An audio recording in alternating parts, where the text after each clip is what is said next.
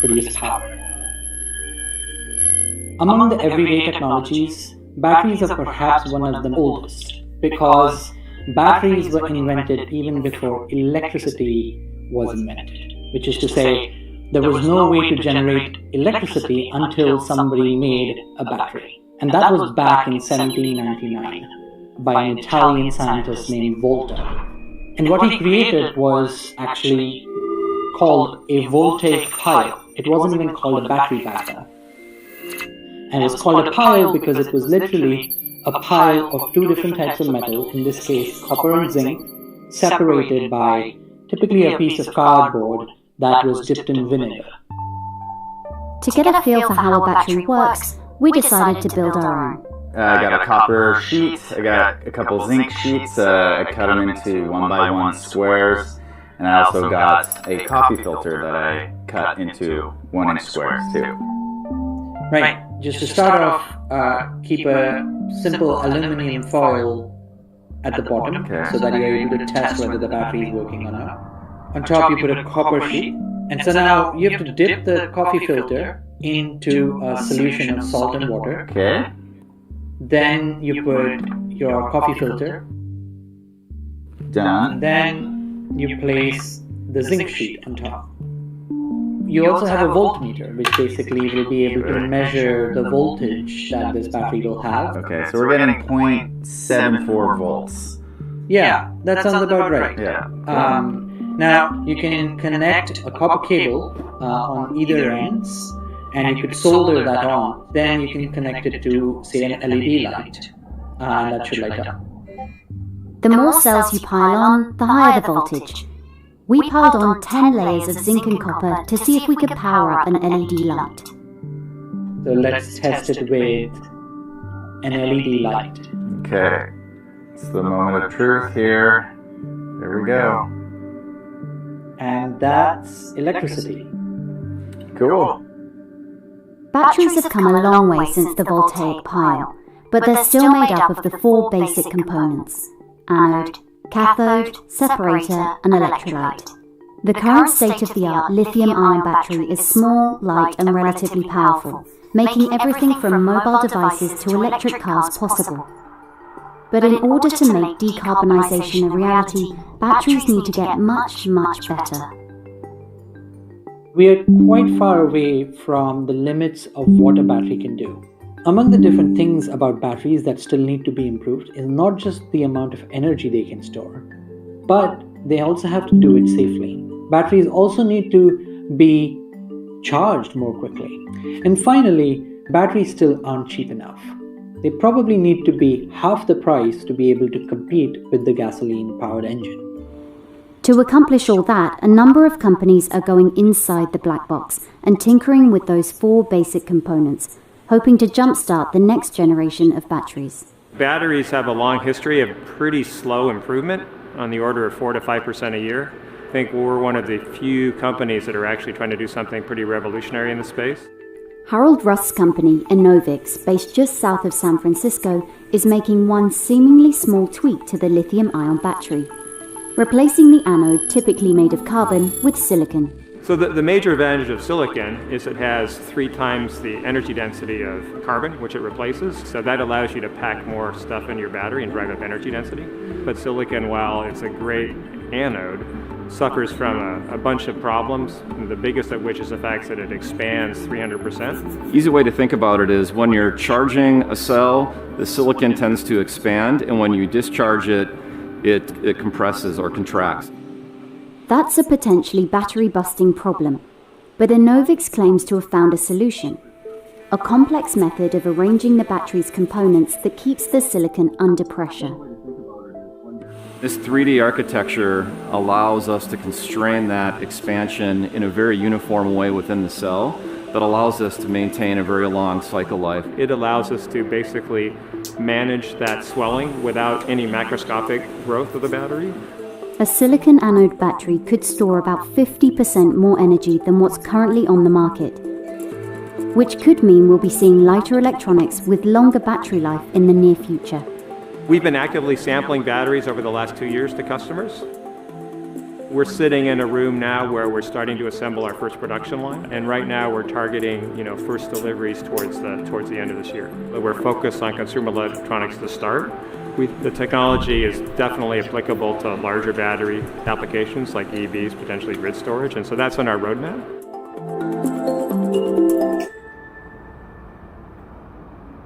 Elsewhere in Silicon Valley, another company is working on an even more ambitious battery design.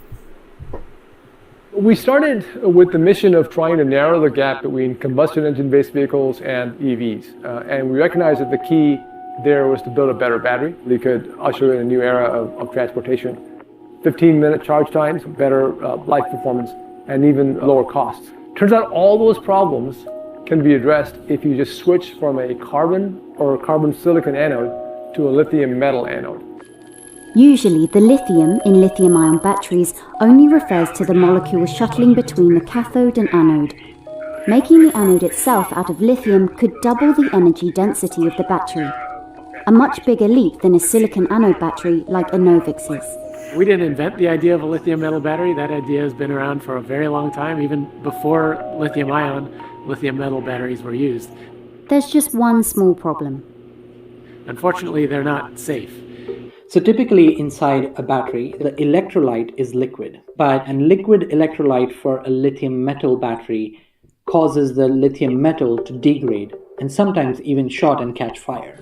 QuantumScape's main goal was to try and replace what is a liquid electrolyte inside the battery with a solid electrolyte. The problem is that no one has been able to make one that conducts well enough to compete with the liquid. It wasn't clear that even a material existed in nature that could meet these requirements, so we had to explore a wide range of materials. But luckily, nature had a material that meets the requirements, and our team was able to find it.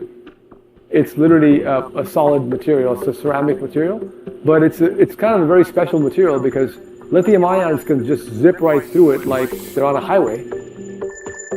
This single pouch cell is all QuantumScape was able to show us of their solid-state battery. Ultimately, they'll stack 100 of these together to make a complete battery pack. The company is still a few years from selling a commercial product, but the performance improvements they're predicting would be revolutionary. We've shown that we can charge faster. You can get 80% charge in 15 minutes, which is going to be really important if you're on the road trip or if you don't have a garage to plug your car in and charge overnight. You can get longer range by improving the energy density of the battery. What we've said is we're aiming to have cars driving with these cells in 2024. So the next few years will be about increasing the scale of production. We formed a partnership with Volkswagen in 2012, and they've announced that they would partner with us and make a joint venture to commercialize the cells and go into manufacturing together. We think that with these batteries, you're going to be able to get EVs that compete more effectively with combustion engine-based vehicles. So you get more energy density, you have lower cost and longer life. So our mission right now is to get these batteries on the road, try to really transform the automotive sector, and in the process, really make a dent on CO2 emissions. Companies like QuantumScape and Enovix are imagining a future in which clean, affordable EVs dominate the roads. But the implications go much further than that. Better batteries are key to almost every technology that could slow down climate change. Batteries are what are known as an enabling technology, which is that you can use a battery to make an impact across different sectors of the economy and across different types of technologies. So currently, our batteries can go in electric cars, but there's still a battery that needs to go in a truck. Then there needs to be a battery that goes in a ship, and then there needs to be a battery that can go in a plane. There are now bigger and bigger batteries being put on the grid that help us increase the amount of renewables we consume. And all those things get a boost with every little innovation that happens in batteries. And so the impact that batteries can have is immense.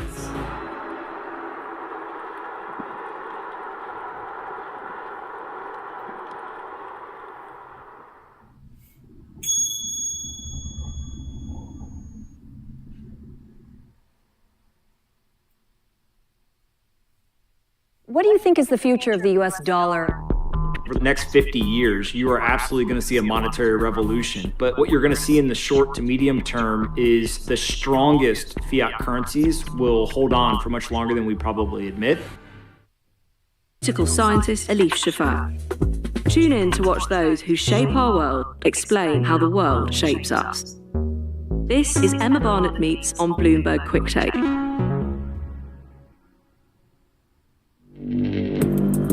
Access the financial world on demand. Hear from leading economists, policymakers, and industry experts via live and on-demand webinars, only from Bloomberg. Start exploring to see what's moving the markets.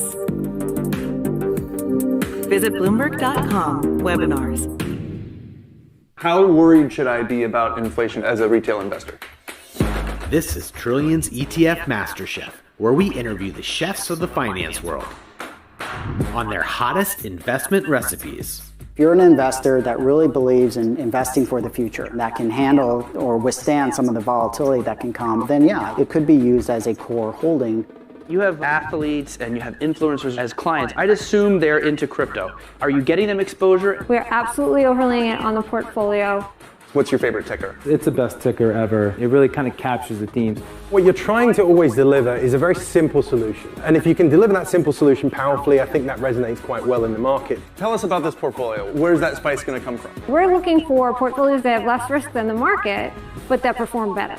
You are building a portfolio. It's much like, cooking a meal. And ETFs, I just think, make investing just so convenient and easy. Trillions ETF MasterChef, only on Quick Take.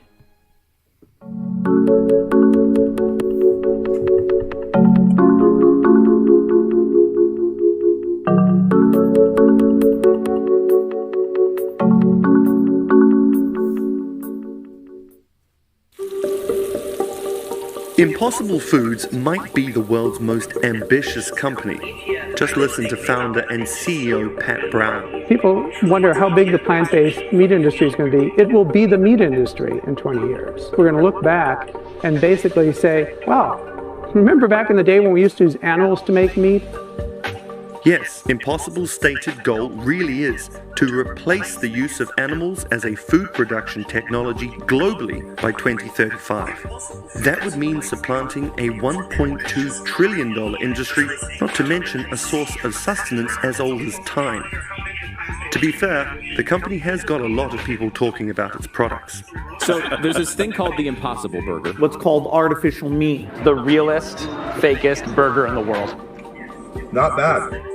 But before Impossible Foods can take over the world, it's going to have to overcome strong competitors, penetrate tough new markets, and generally transform its product from a conversation piece into a ubiquitous staple food. With the coronavirus turning the world of food upside down, this could be the moment when Impossible's newfangled meat goes mainstream.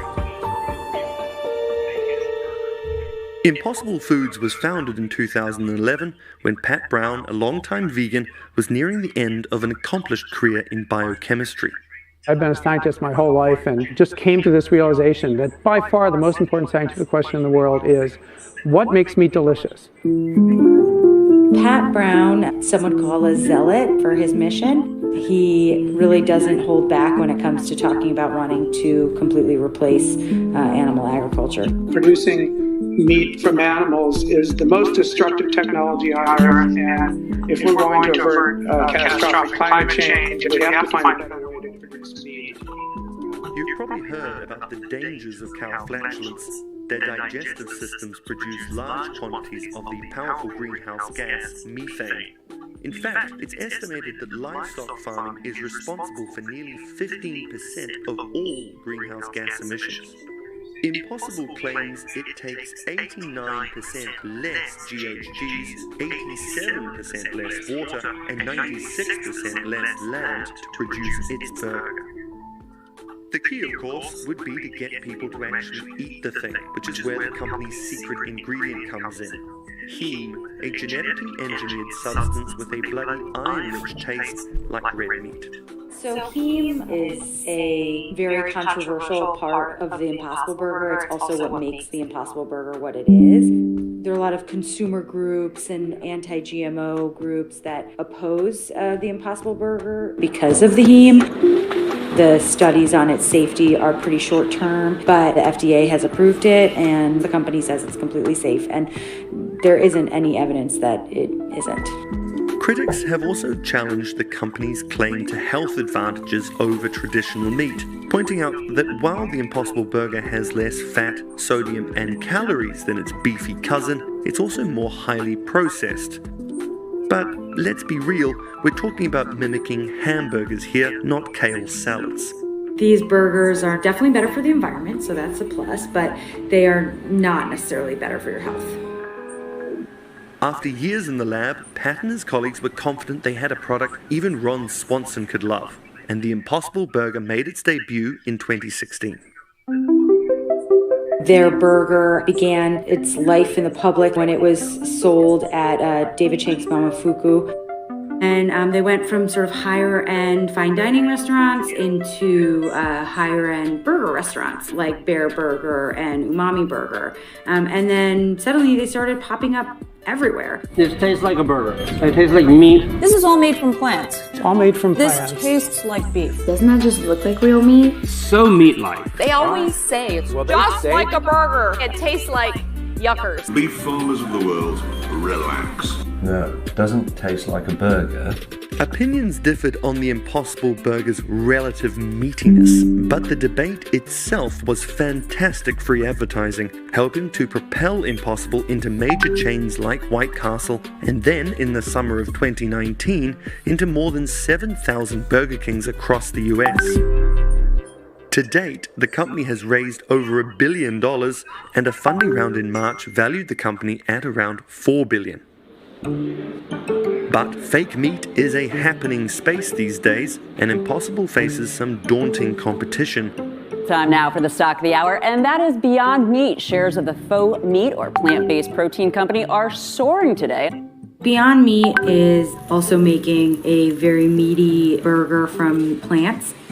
They're very non-GMO. They stress that all the time to differentiate themselves from Impossible. It would be much easier to genetically modify plant material to make it take on the texture and appearance and aroma of animal protein, Right. But we won't do that. Beyond Meat had one of the biggest IPOs of the year in 2019, so Impossible, which is still privately held, has some catching up to do. But you won't hear Pat Brown knocking his biggest competitor. I wish them nothing but success. They have the same mission we have. The only rival we care about is the incumbent animal-based industry. Rivals or not, Impossible and Beyond certainly agree on one thing. The true prize isn't the American market, it's China. 27% of the world's meat is consumed in China, compared to just 9% in the US. The Chinese population eats a ton of meat. They're a huge market. China's a really interesting case because they have long had vegetarian cuisine as part of their culinary culture, and whether they are looking for meat replacements is still an open question. What we found in our reporting is that some consumers are excited about them. It's just, we don't know if it's going to be enough. To improve its prospects, Impossible is developing a plant-based replacement for pork. Globally, pork is the most widely consumed meat. It's almost 40% of all the meat consumed globally. Number one in Europe, number one in China. So if we're going to achieve our mission, pork is, right up there. No word yet on when Impossible pork will be available. This morning, growing concerns about the nation's food supply. From butchers to national supermarkets, supplies now limited and prices rising. The impact of the coronavirus on the price and availability of meat has given a boost to companies like Impossible Foods. Over the 4 weeks ending April 19th, sales of plant-based meat increased. But Impossible has acknowledged some negative effects from the pandemic as well.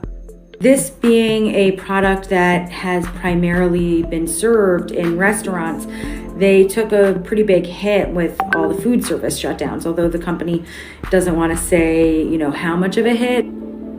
They have, however, announced some new retail rollouts. Recently, they announced that they're going to be rolling out with Kroger supermarkets, and that's big. That's great for them. The question of whether this is like a long-term sea change for these companies, I don't know. Just have to wait and see. It's safe to say Impossible stands a slim chance of achieving its goal of replacing the entire meat industry. But it's early days for the science of plant-based meat, and it's not impossible that these products could one day contribute to a greener, more humane future. In the meantime, as the technology improves, we get to look forward to many more years of this. This is meat. Wait, no, this is impossible. Yeah, that's what I thought. This is the meat burger. I like it better. It's not even close to it. What do you think is happening in the blockchain industry right now? I think in the long run, DeFi wins. DeFi wins because it's a better system. It's composable, it's transparent, it's cheaper because you're just code. You don't have all these people in this legacy infrastructure. To a veggie burger or a tofu burger or anything like that is very, very much. Hello, I'm Emma Barnett, and I'm a journalist and presenter. This is my new show, Emma Barnett Meets. First, I'll be meeting Chinese artist and dissident Ai Weiwei, and I'll talk to the novelist and political scientist Elif Shafak. Tune in to watch those who shape our world explain how the world shapes us. This is Emma Barnett Meets on Bloomberg Quicktake.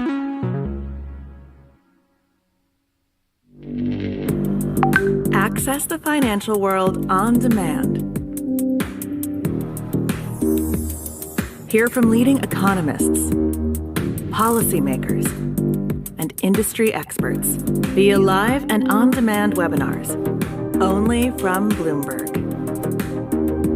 Start exploring to see what's moving the markets. Visit Bloomberg.com/webinars. How worried should I be about inflation as a retail investor? This is Trillions ETF MasterChef, where we interview the chefs of the finance world on their hottest investment recipes. If you're an investor that really believes in investing for the future, that can handle or withstand some of the volatility that can come, then yeah, it could be used as a core holding. You have athletes and you have influencers as clients. I'd assume they're into crypto. Are you getting them exposure? We're absolutely overlaying it on the portfolio. What's your favorite ticker? It's the best ticker ever. It really kind of captures the themes. What you're trying to always deliver is a very simple solution. And if you can deliver that simple solution powerfully, I think that resonates quite well in the market. Tell us about this portfolio. Where's that spice going to come from? We're looking for portfolios that have less risk than the market, but that perform better. You are building a portfolio. It's much like, cooking a meal. And ETFs, I just think, make investing just so convenient and easy. Trillions ETF MasterChef, only on Quicktake. Coming up on Quicktake. In many parts of the world, lighter skin is considered to be more beautiful than darker skin. It's a beauty standard that's been around for hundreds of years. Lighter skin has been associated with power and privilege, and the beauty industry has been profiting, selling skin lightening creams and soaps which are popular across Asia, Africa, and the Caribbean. Then, over the last century, the beauty industry has spent an incalculable amount of money to create the standard of what beauty is. Today's generation of consumers are rejecting unrealistic and narrow images of beauty. Newer companies like Rihanna's Fenty Beauty are redefining the cosmetic and fashion industries with offerings and advertising revolving around needs that have historically been ignored by large multinational brands. All this and more on Quicktake.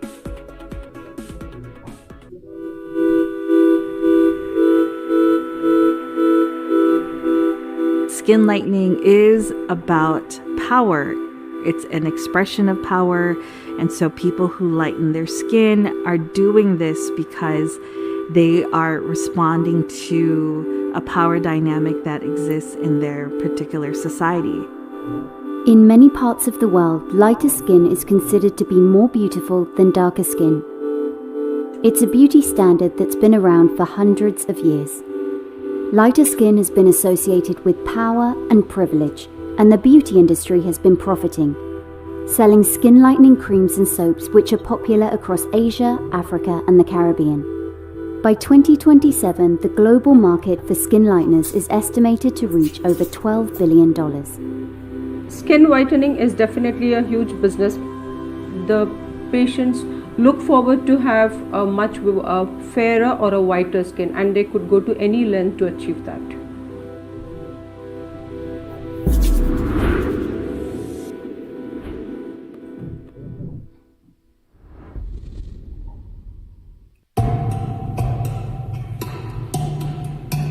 The history of skin lightening here in the United States, it actually begins with white women. White women here would use skin lightening products because they were trying to emulate beauty standards and beauty practices that were circulating in Europe. And then around the Jim Crow era, what we see is skin lightening products being used and sold and circulated within the African American community. Black women would use this partly because it would be a survival strategy, essentially. The lighter your skin was, the more access to resources you would have. And so this is what made skin lightening products in part popular among more communities of color. The idea was that if you were trying to emulate the people in power, you were seen as more civilized, you were seen as cleaner, and therefore that would give you access to certain things. It would allow you upward mobility, upward class mobility, etc. When I was a kid, I could say I was one shade more darker than my sister. And we both went to the same school. Everybody used to be a little surprised when I told them she was my sister. So they said, how is there such a huge difference in your skin color? So I always had this, but there was no pressure from my family members. But friends and classmates definitely did question me about my skin color once upon a time. In Asia, the practice of skin whitening is related to colorism, a looks-based discrimination that occurs within racial or ethnic groups, and in India, a part of everyday life. Individuals who have fairer skin are more acceptable when it comes to career or marriage. If you also go to the matrimonial columns in the newspapers or magazines, they say, I look for a fairer bride, or there are women who look for a fairer groom. So it's equal. Desire to have a fairer skin is deep-seated in Indian population. Most experts agree that colorism bled into India's caste system, where darker skin has since become associated with Indians at the lowest levels of the social hierarchy who do manual labor. Historians are undecided about the origins of this color prejudice, while some point to ancient migrations by Indo-Europeans, Arabs, and Persians, all of whom had strikingly lighter colored skin than local inhabitants. Others note the more recent colonial rule of the British Empire. The Britishers ruled us for about roughly 200 years. The Indians were kind of treated very badly, or they were slaves. They worked for the Britishers for many, many years. So they looked forward to the Britishers' skin, and they thought that the British skin was acceptable because they were fairer. Asia is the biggest market for skin lightening products. The World Health Organization found that 40% of women they asked in China, India, and other Asian countries said they regularly use them. In India, skin lightening is a multi-million-dollar industry. Around 80% of skin moisturizers on the market are for skin whitening. The most widely used was Fair & Lovely. It earns more than $500 million each year for Unilever from India alone. So I used to see the product Fair & Lovely even while I was a kid. So it's about 45 years old. It is quite popular, and it's manufactured by a company called Hindustan Unilever Limited, and it's a booming business. Due to global public pressure on brands following the 2020 George Floyd protests, the Indian affiliate of Unilever changed the name to Glow & Lovely. In a statement, the company said, "We recognize the use of words fair, white, and light suggests a singular ideal of beauty that we don't think is right, and we want to address this." The Indian government has proposed jail terms and fines for advertisements which promote skin whitening. But that hasn't stopped many Indians obsessed with lighter skin buying and using these products. Something like this has been going on in our societies for so long. We discriminate people based on their skin color and no one's saying anything about it. When you see the way it affects children, it affects women, it affects men, and they grow with that sense of insecurity. It's like a journey we've been on, this toxic belief, where it started with culture, it started with social hierarchies, and then media keeps endorsing it. Companies, they may not have initiated it, but by endorsing it, by selling products through advertisements that say that, you can be whiter in 7 days, or white is better. If you're fairer, you'll be more successful too. But the thing is, they're using the insecurity that colorism has bred to sell their product. So you're kind of making money off of people's insecurities. And then, we just lived with it and it's become normal. Apart from using whitening products, some people go even further, receiving cosmetic procedures like chemical peels or laser treatment. In recent years, an antioxidant called glutathione is gaining popularity. While it's available to take orally, many consumers believe injecting the drug is faster and more effective for skin whitening, but this hasn't been scientifically proven. If they have a medical condition, yes, I would do it. But if they just want to achieve a skin whitening, treatment, I would refuse to do that for them, because the safety and efficacy of the drug, glutathione, is not well established. Glutathione is produced naturally in the human liver. In India, in terms of how much of a skin lightening they have been able to achieve with the treatment, so it's not necessary that if you administer the infusion in 10 patients, all of the 10 patients are going to observe the same change.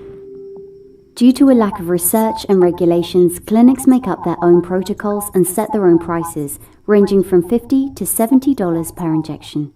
Hello, I'm Emma Barnett. This is my new show. First, I'll be meeting Chinese artist and dissident Ai Weiwei, and I'll talk to the novelist and political scientist Elif Shafak. This is Emma Barnett Meets on Bloomberg Quick Take.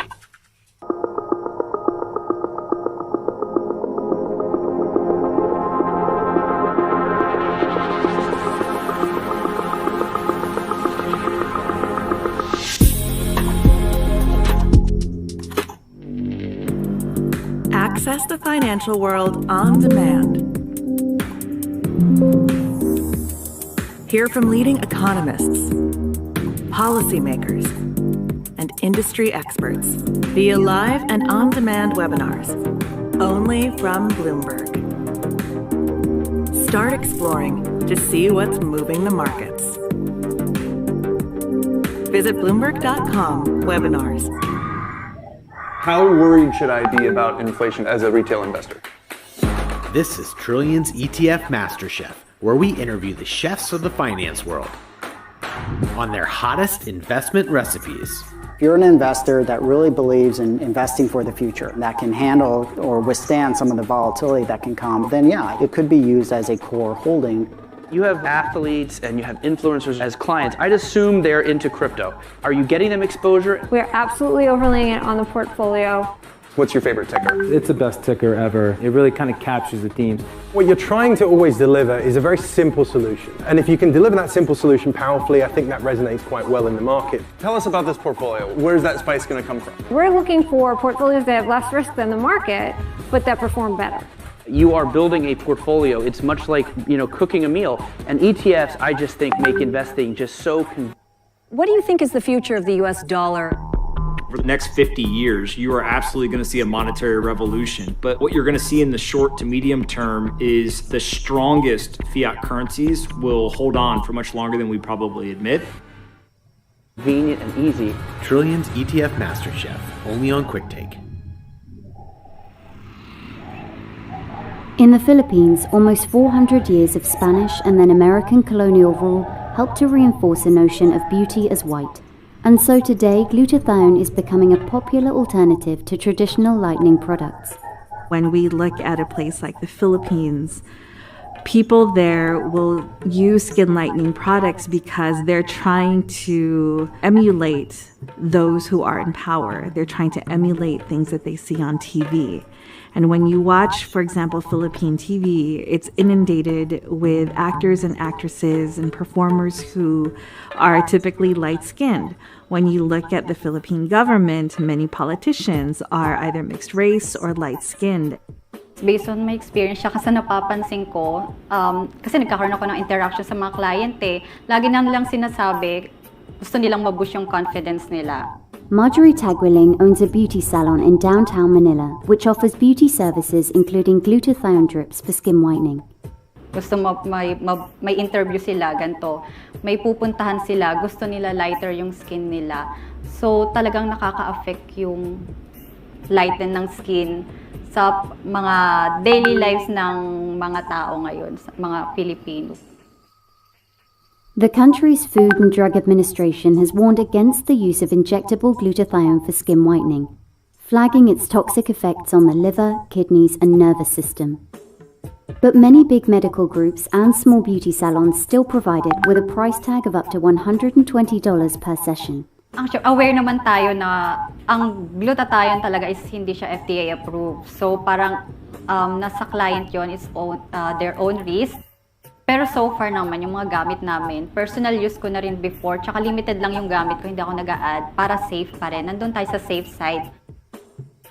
Pag may pumupunta dito, nag-i-inquire, ina-assess ko muna. Tapos, konting interview, parang kwentuhan lang kami para makita ko yung medical background nila. Kasi hindi naman lahat pwede sa glutathione pag may mga sakit sa bato kasi mataas yung vitamin C natin, so hindi sila pwede doon. And chine-check ko kung may mga allergies sila sa gamot at sa pagkain. Siyempre, hindi ko sila ina-advisean mag-take ng gluta. And naging popular lang siya lately nung naging uso na yung mga Korean drama, yung mga commercial, naging focus na yung tao sa social media dahil siguro sa pandemic, so lahat nakatutok na sa social media. Yung mga napapanood nila sa commercial, sa Facebook, sa IG. Madali tayong ma-influensyan kasi ng ng ibang bansa kung ano napapanood natin sa social media. Yun, so feeling ko maglalaki pa to yung industry ng lightening ng skin. Some beauty salons or moonlighting nurses even offer injections at home. But glutathione drips can also be bought easily online, so some take it into their own hands following online tutorials. So for tonight's video, I'm gonna show you how to inject yourself with glutathione. Alisin natin to. Tapos, alisin din natin ito. Okay, so wala na siya, empty bottle na siya. Then tusok natin dito. I would say that is unacceptable because sometimes if it is injected in the wrong manner or if it is injected in a huge dose, it can cause to severe allergic reactions. Sometimes there can be a casualty or an emergency. These videos should be totally prohibited on social media platforms. Sobrang yung thoughts ko about sa mga people na nagdi-DIY, naawa ako. Kasi minsan may mga client pumupunta dito na minsan nasusunog yung skin nila. So dito ginagamot namin. Minsan pumupunta rito, may dalang gamot. Ang inaas lang sa akin ako yung magi-inject. Pero hindi ako pumapayag kasi hindi ko alam kung saan galing yung gamot, gano'n. So, ang daming ngayon, talagang parang nagtitake risk ng kung saan kukuha ng mga products basta kung ano lang ikagaganda nila. I think it's an issue of access. The more available a certain process is, the more people are going to be curious about it.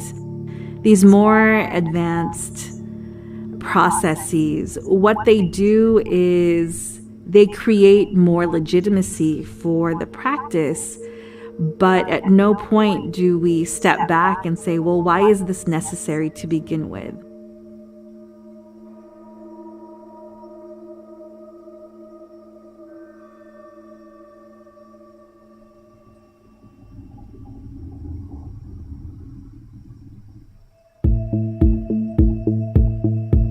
While some are still doing whatever it takes to become lighter, others are beginning to embrace their own skin, and awareness of color discrimination has increased in recent years. In India, advocacy group Dark is Beautiful has been organizing workshops and events to fight colorism.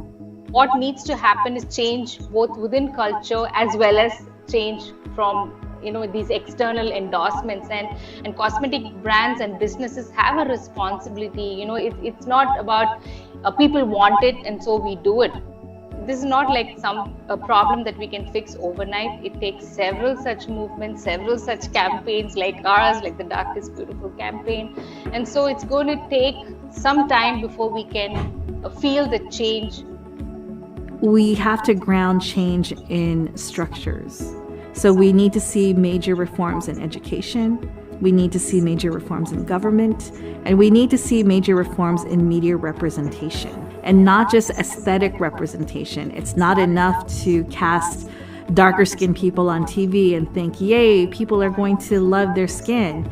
It's about how we're represented in government and taking away historical governmental policies that were created to subjugate people of color, that were created to subjugate darker skinned people. We spend a lot of time grooming our outside, right? We dress up, we want to be presentable, we dress a certain way.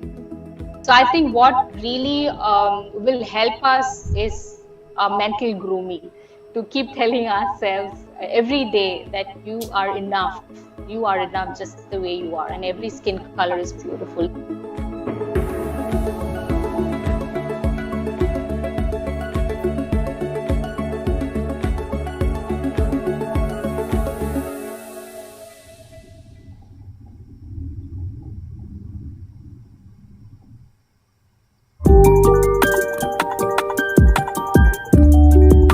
What do you think is happening in the blockchain industry right now? I think in the long run, DeFi wins. DeFi wins because it's a better system. It's composable, it's transparent, it's cheaper because you're just code. You don't have all these people in this legacy infrastructure. Investing just so convenient and easy. Trillions ETF MasterChef, only on QuickTake. You will shed light on dark matter. You will make aging optional. You will turn 5G up to 11. Because when you subscribe to Bloomberg, you won't just get news. You'll get insight into limitless possibilities, knowledge, and inspiration to feed your ambition. So before you invent, pioneer, disrupt, before you change the world, Bloomberg.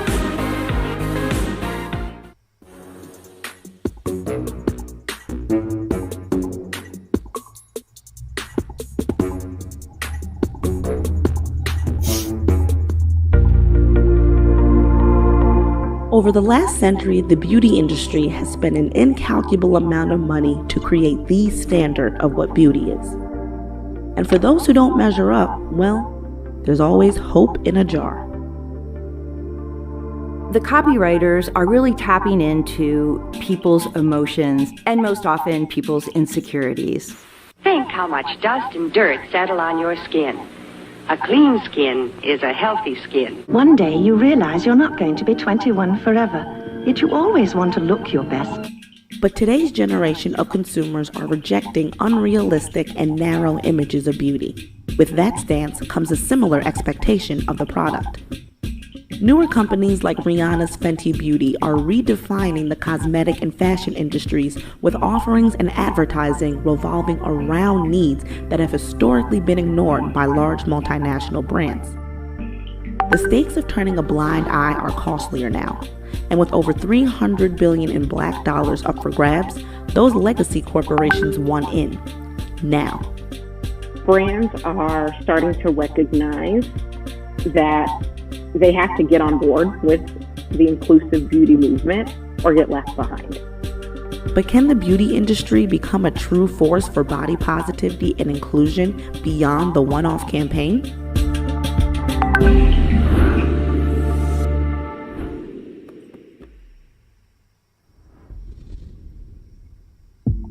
There are a handful of large multinational cosmetic companies in the world, many of which have dominated the industry over the past century.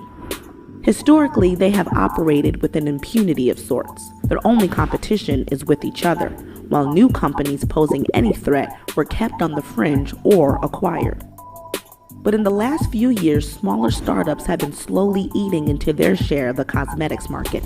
None more well known than Rihanna's Fenty Beauty. Here we are with the creator of Fenty Beauty, Rihanna. We're going to show you how to get the Fenty face. I think that we can't underestimate the impact that Fenty had on the industry. So Fenty is a brand that was founded by Rihanna, Robin Fenty, a musician with a huge platform, but also a very strong connection with the Black community and especially the younger generation.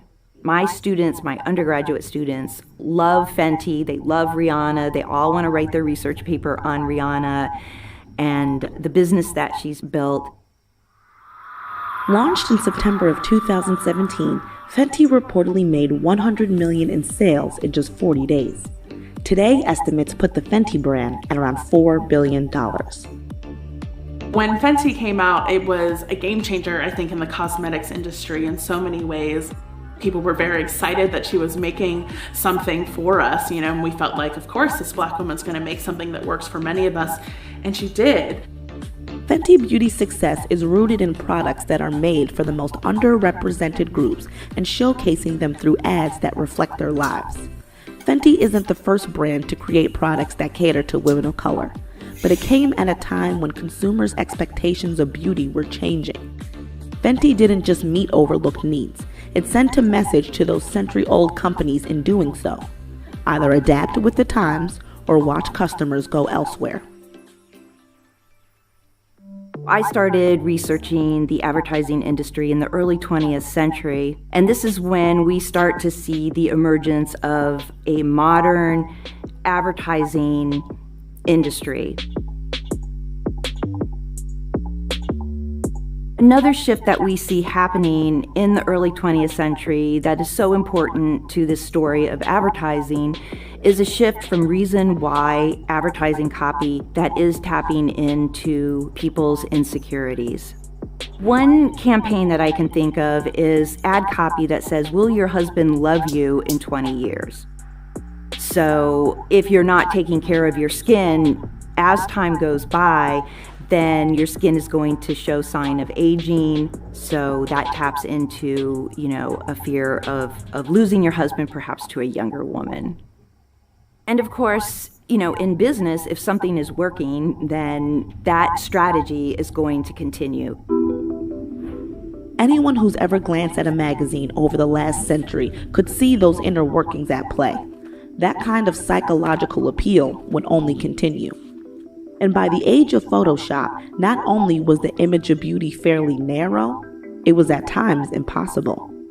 We see a continuation of the emotional appeal up until maybe 2004, when Dove introduced its Real Beauty campaign and really got a lot of attention for a different kind of appeal to women. Become part of Dove's largest living ad campaign. For real women, by real women. Just like you. And me. And me. And me. The Real Beauty campaign was one of the first ones, I think, to put a little more politics into this variety of representation. And I think it was a version of body positivity in the sense of accepting a wider variety of bodies, not just super thin, white, feminine bodies, particularly in terms of cosmetic advertising, which tends to focus on women. But at the same time, it's a company. So they're trying to sell something, they're trying to sell an idea. That idea of Real Beauty did well for Dove and parent company Unilever.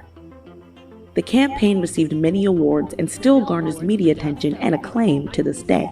You guys know Dove. Oh, they have a lot of ads about positive body image. And in 3 years, the company increased sales from $2 to $4 billion. And so I think the success of that campaign of people thinking, yeah, Dove cares about me and how I feel about my body, that other companies were like, okay, yeah, we want to make you think that too, because we got to sell this thing to you.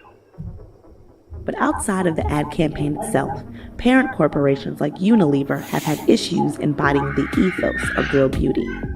At the same time Dove was promoting body inclusion, Unilever's Indian subsidiary, Hindustan Unilever, was profiting from sales of its Fair and Lovely skin whitening product, including advertising which suggested whitening your skin would lead to better employment opportunities.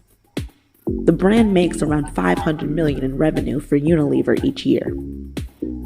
And while companies like Johnson & Johnson have announced plans to stop making skin lightening products, Hindustan Unilever has opted to just change the name to Glow and Lovely. In a statement, the company said, "We recognize that the use of the words fair, white, and light suggests a singular ideal of beauty that we don't think is right, and we want to address this." The name change falls short of demands from activists to stop selling skin whitening creams entirely because they imply darker skin is undesirable. I think campaigns are just the tip of the iceberg and can be kind of a Band-Aid. And changing fair to glow doesn't really address the problems with colorism. And that, I think, is where companies fall short, is that they want this visual representation of difference without actually putting the politics behind it to understand how are we addressing the root causes of the lack of diversity in the first place? How are we attending to racism? What do you think is the future of the US dollar? For the next 50 years, you are absolutely going to see a monetary revolution. But what you're going to see in the short to medium term is the strongest fiat currencies will hold on for much longer than we probably admit. And anti-fatness within the cosmetic industry, within the fashion industry. Hello, I'm Emma Barnett, and I'm a journalist and presenter. This is my new show, Emma Barnett Meets. First, I'll be meeting Chinese artist and dissident Ai Weiwei, and I'll talk to the novelist and political scientist Elif Shafak. Tune in to watch those who shape our world explain how the world shapes us. This is Emma Barnett Meets on Bloomberg Quicktake.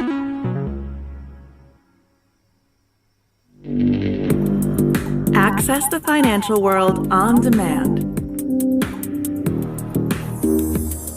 Hear from leading economists, policymakers, and industry experts via live and on-demand webinars, only from Bloomberg.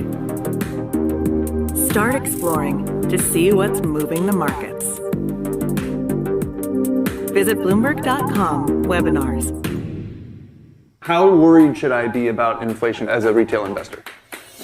This is Trillions ETF MasterChef, where we interview the chefs of the finance world on their hottest investment recipes. If you're an investor that really believes in investing for the future, that can handle or withstand some of the volatility that can come, then yeah, it could be used as a core holding.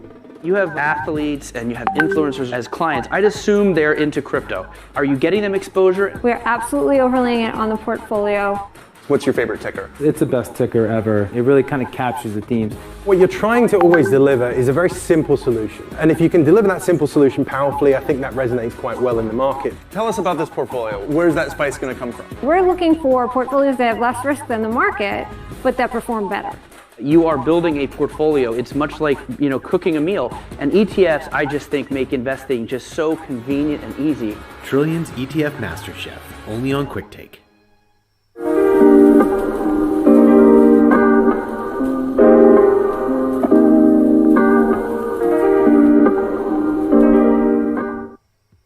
Even when companies approach advertising with diversity in mind, the products they offer haven't necessarily reflected that.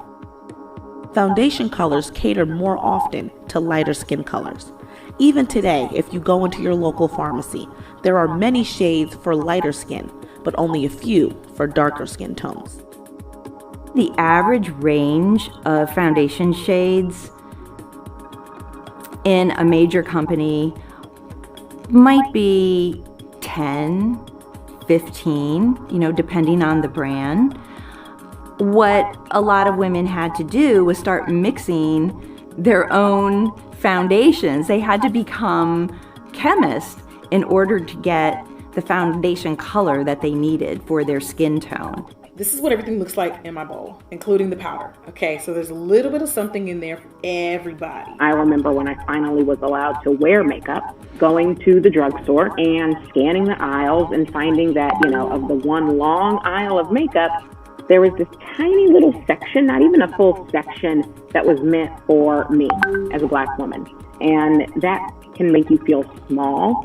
It can make you feel neglected. That's certainly how it made me feel. It made me feel like, oh, okay, my beauty matters this much. In the world of beauty, mine matters this much. And I just don't think anyone should ever have to feel that way. But it is something I think a lot of people will tell you they have felt before. This is KJ Miller, the co-founder and CEO of Mented Cosmetics. Founded in January of 2017 with the goal to bring products to people of all skin tones. We decided to start with lipstick, nude lipstick, because that's what we couldn't find. And so we sat down and watched YouTube videos on how to make your own lipstick and bought all of the necessary ingredients, the oil, the wax, the colorants, the micas, and started making the lipsticks in our home. And I created that shade. It's called Mented No. 5, the first shade that we made. And it still today, almost 5 years later, is one of our top sellers. We've made millions of dollars in that SKU, and it was the first shade I made. And, what I think that showcases is that it's not rocket science creating products that work for deeper skin tones, but you have to want to do it. You have to put effort into it. And in the last 5 years, many other indie cosmetic brands like Hyperskin, BeautyStat, Bevel, and more have also popped up to fill this void in the market. And just a few months after Mented launched, so did Fenty Beauty.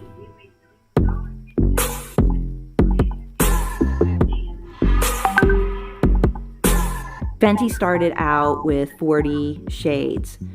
Now Fenty has 50 shades of foundation. They're really addressing the needs of a wide range of consumers.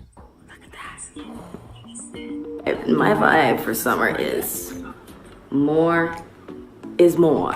It was super exciting to see that possibility and see all the ads that they put out with so many women, dark-skinned women, wearing makeup that worked for them. Fenty is a real example of how you can appeal to a really large audience, but still center the most marginalized people. And we see that also in the Fenty Savage lingerie brand as well, the centering of larger bodies and of people of color.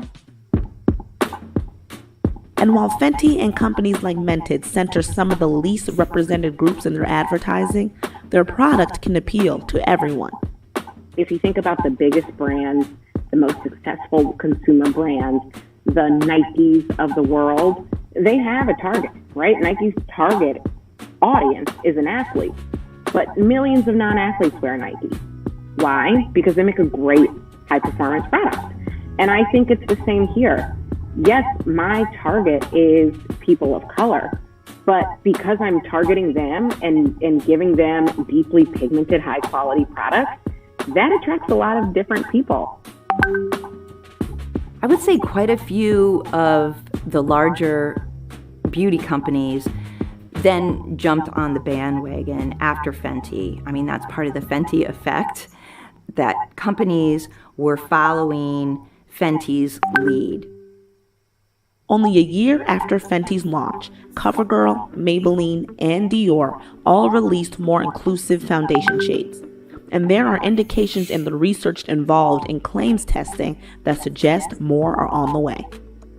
So historically, a lot of these claims tests have only looked at white skin.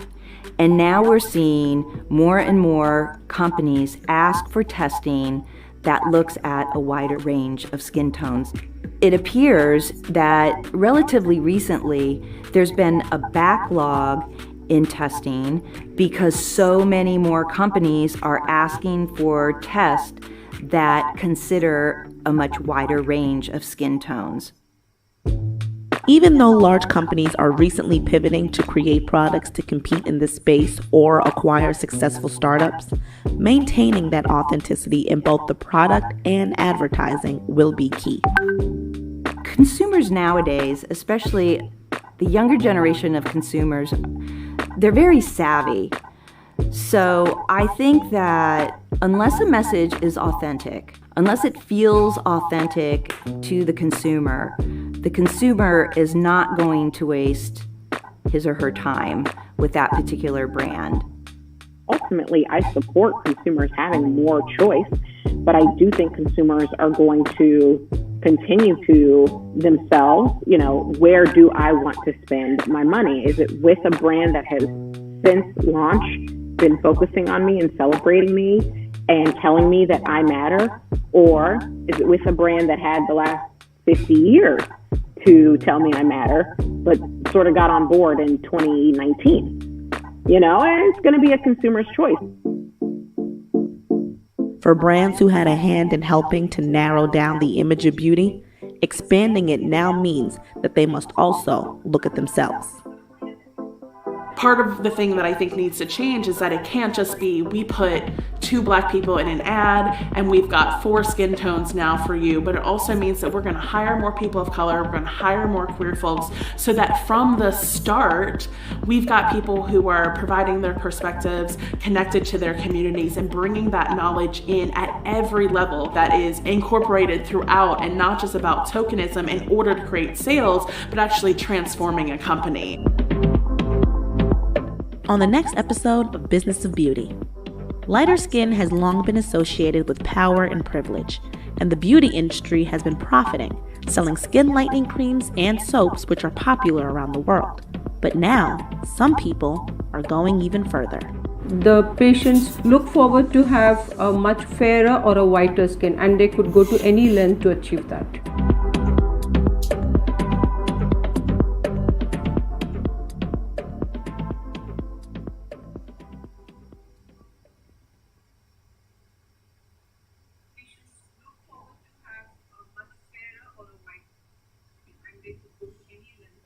What do you think is happening in the blockchain industry right now? I think in the long run, DeFi wins. DeFi wins because it's a better system. It's composable, it's transparent, it's cheaper because you're just code. You don't have all these people in this legacy infrastructure.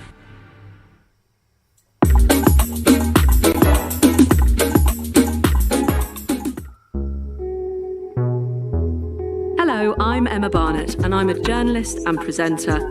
This is my new show, Emma Barnett Meets.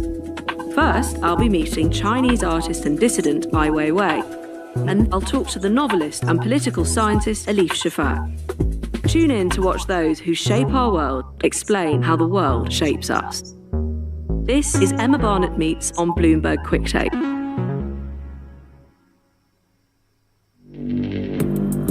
Access the financial world on demand. Hear from leading economists, policymakers, and industry experts via live and on-demand webinars, only from Bloomberg. Start exploring to see what's moving the markets. Visit Bloomberg.com/webinars. How worried should I be about inflation as a retail investor? This is Trillions ETF MasterChef, where we interview the chefs of the finance world on their hottest investment recipes. If you're an investor that really believes in investing for the future, that can handle or withstand some of the volatility that can come, then yeah, it could be used as a core holding.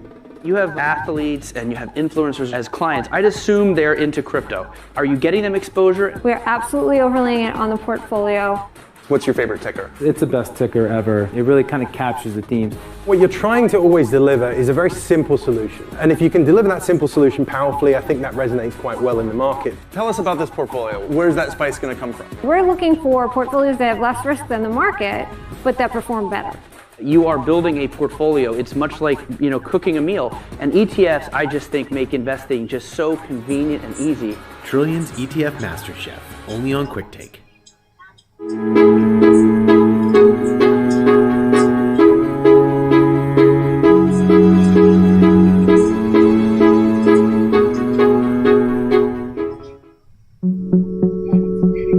If you looked on a globe and found the most remote, landlocked point, this is where you'd end up.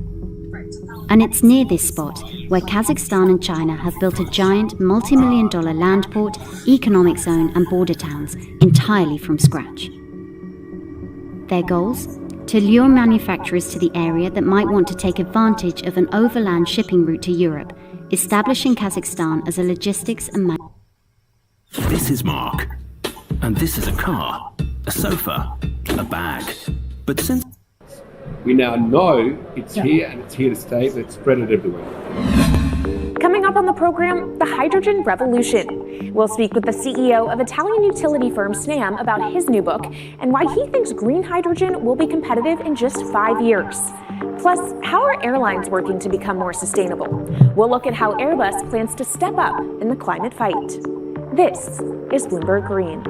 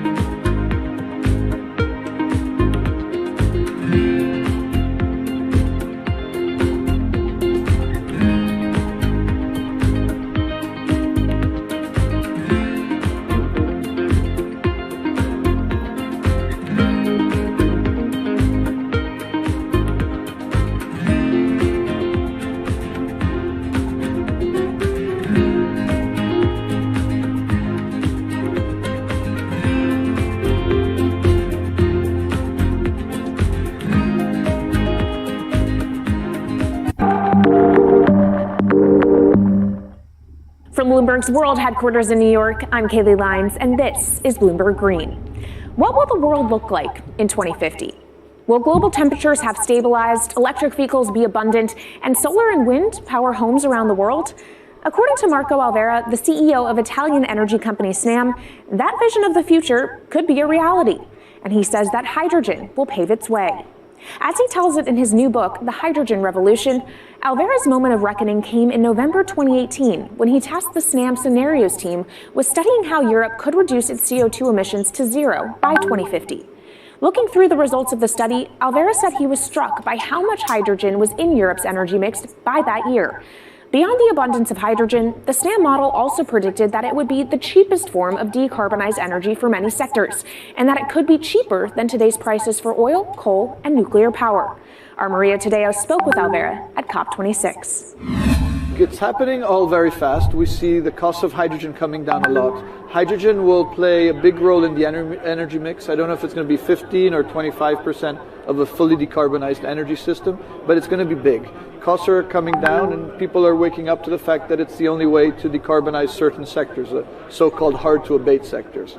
And you say it's the only way and the costs are coming down. Where do you see prices moving? Because a lot of the reticence at times has to do with the pricing, that some argue, well, it's still not the cheapest option on the market. So when I was first working in hydrogen in 2004, it was costing $1,000 per megawatt hour. 2010, $600.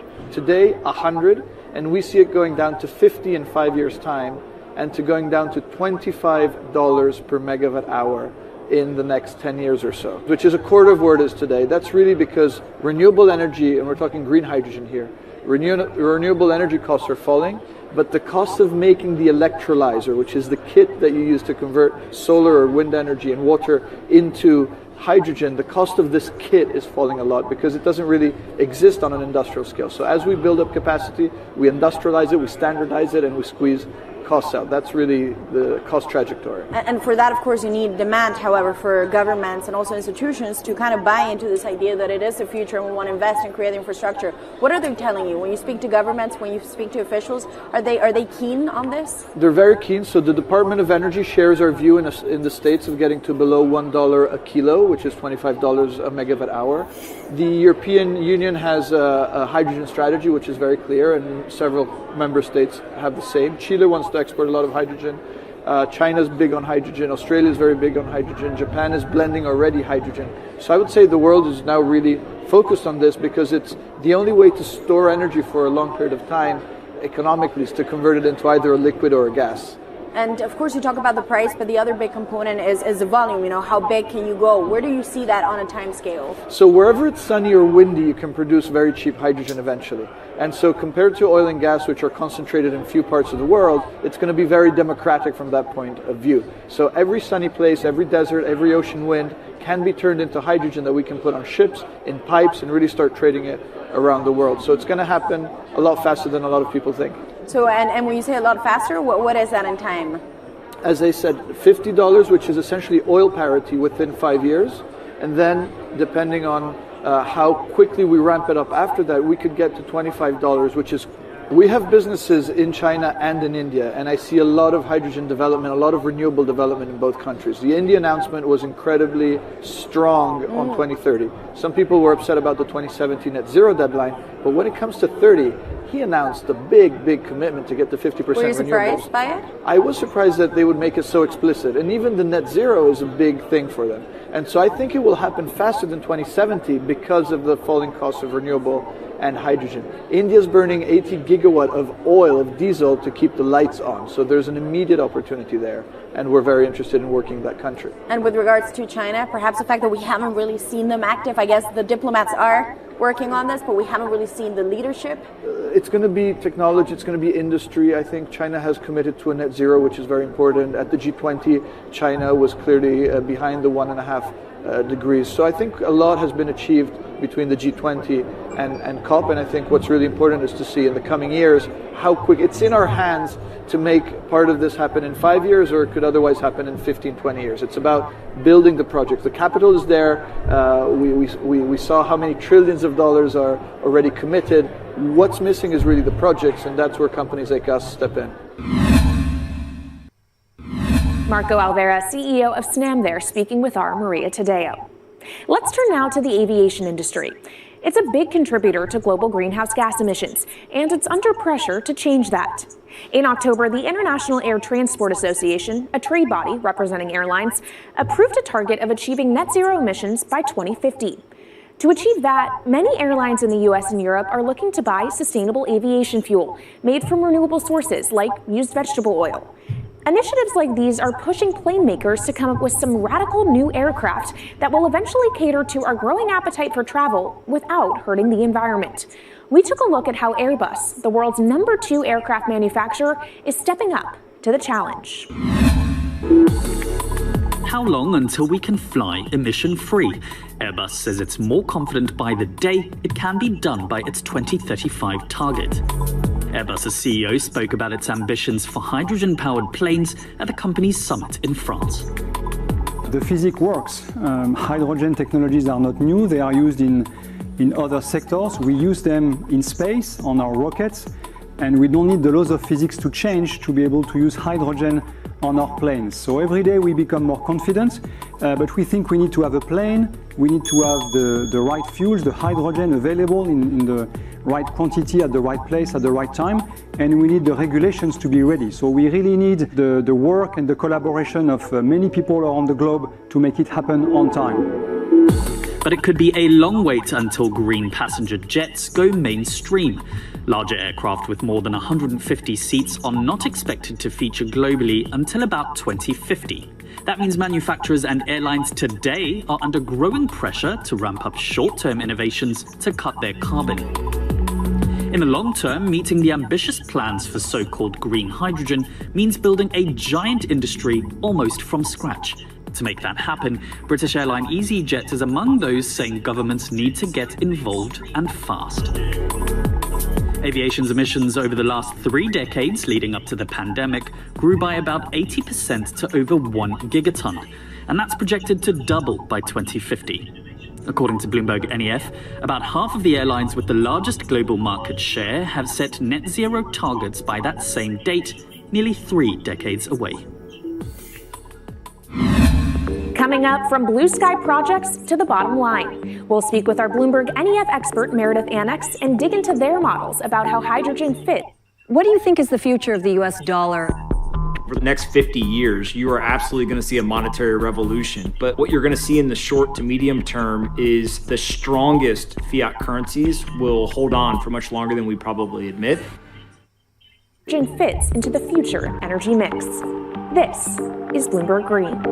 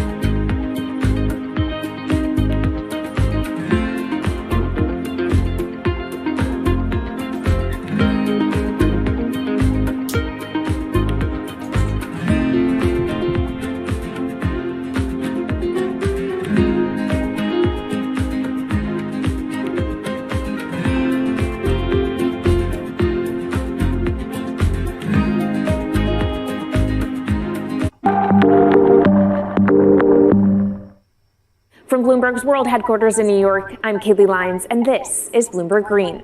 Now let's bring in Meredith Annex, our Bloomberg NEF hydrogen specialist, to talk more about how hydrogen could change the energy landscape. So Meredith, what place do you think hydrogen is likely to have in the future energy mix globally? Hydrogen's this incredible solution for us as we look to decarbonize because it's a perfect solution in areas that are hard to electrify. So where we like to think about hydrogen playing a role, it's in things like heavy industry, especially where you need a feedstock as well as energy source, and in things like dispatchable power, long-haul transport, maybe even shipping and aviation. That sounds great that it can be used for such diverse industries. At the end of the day, though, how much is this going to cost? Well, that's the amazing thing about hydrogen, because depending on how you make it, it can actually see significant cost declines in the future. So when we're talking about clean hydrogen, we usually mean green hydrogen produced from renewable electricity. And in that case, your hydrogen is almost as cheap as the renewables that are used to make it. So if you're in a place with really good renewable resources, you'll be able to have cheaper hydrogen. But even in places with less good resources, we think that hydrogen can be cheaper than $1 per kilogram, which is the price of unabated hydrogen today, and around $8 per million BTUs for those who prefer to think in energy units. And that can be achieved anywhere in the world by 2050, we believe. All right, so let's talk about kind of the pros and cons list. I don't know where cost fits into that, but what are the advantages to hydrogen over other renewables, and then what are the drawbacks? Yeah, main advantage is the fact that hydrogen can serve roles that electrons struggle with. And that's things like seasonal storage, for instance, or just anything where you need storability, where electrons are harder to store. Hydrogen is going to be easier. That also leads to a downside, though, because hydrogen is less energy dense than the usual things that we use for storable energy today, like coal or oil or natural gas. So you will need more volume of storage to handle the same amount of energy. Let's talk about the viability as well and how it may differ in different geographies. What is your view on that? Yeah. So for green hydrogen, again, from renewable electricity, really places with the best renewable resources, things like Latin America or the Middle East, even Southern Europe, have really, really good potential for producing hydrogen. And then when you're looking at blue hydrogen, which is produced from natural gas or coal with carbon capture and storage, we do see that becoming more expensive than green hydrogen in the future, especially as renewable electricity costs come down. But that can be a viable option in places like the US Gulf Coast or Russia, where you've got good geological storage for the carbon, as well as ample natural gas that's quite cheap. All right, great breakdown. Thank you so much to our Meredith Annex, our Bloomberg NEF hydrogen specialist. And of course, you can get more from the Bloomberg NEF team on the terminal and online. And they've recently done a podcast called Hydrogen 101 as part of its Switched On series. So from iron ore titans pivoting to cleaner energy to talk of a hydrogen revolution, that's it from this week's edition of Bloomberg Green. We'll be back next week with a deep dive into the state of electric vehicles. And you can keep the conversation going by following us on YouTube, Instagram, and Twitter @Climate. I'm Kaylee Lines from Bloomberg's World Headquarters in New York. What do you think is happening in the blockchain industry right now? I think in the long run, DeFi wins. DeFi wins because it's a better system. It's composable, it's transparent, it's cheaper because you're just code. You don't have all these people in this legacy infrastructure. And this is Bloomberg Green.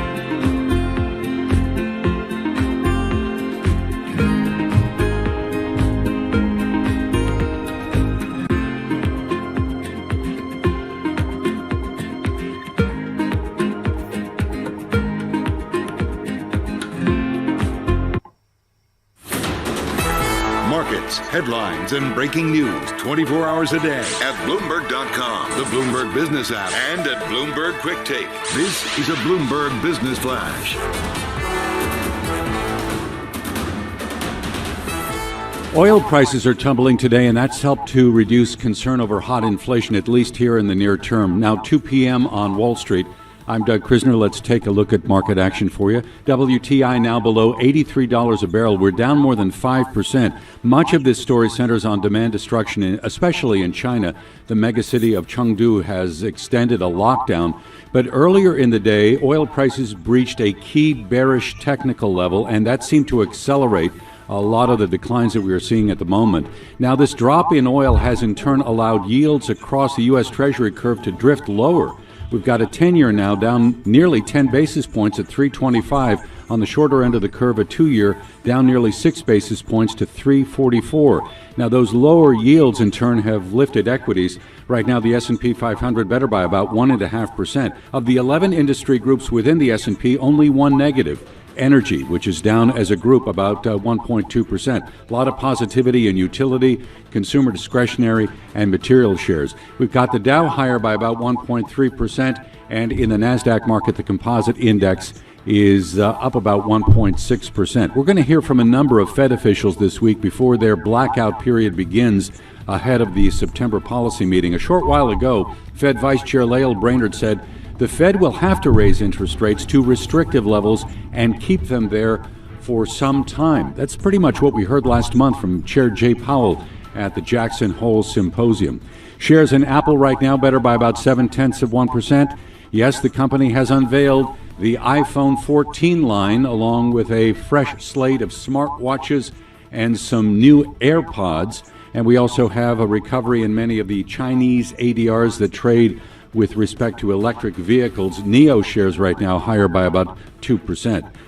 We'll take another look at market action for you in 15 minutes. I'm Doug Krisner. This is Bloomberg. This is Bloomberg Business Week. Insight from the reporters and editors who bring you America's most trusted business magazine, plus global business, finance, and tech news as it happens. Bloomberg Business Week with Carol Massar and Bloomberg Quick Takes Tim Stenovic on Bloomberg Radio. Live from the Bloomberg Interactive Brokers studio in New York to our audience around the world on radio, on YouTube, on SiriusXM. It's Bloomberg Business Week, Wednesday, September 7th, 2022. I'm Tim Stenovic. Carol Massar is out today. Katie Greifeld is in.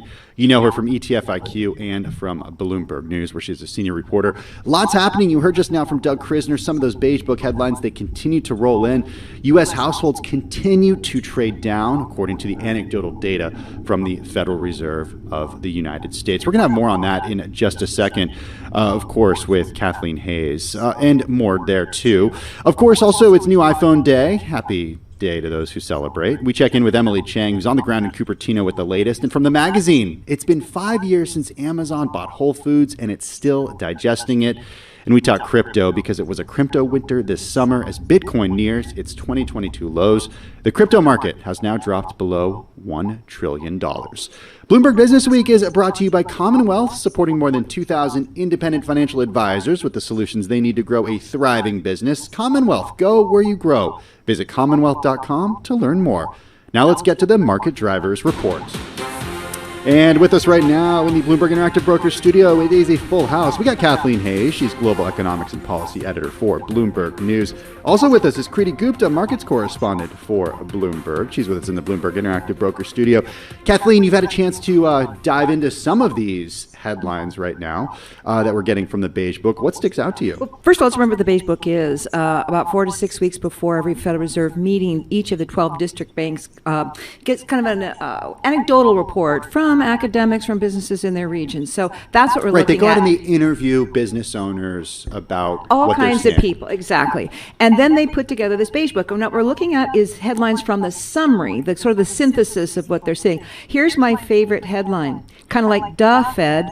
Price levels remained highly elevated. Okay. I think we sort of expected that one, right?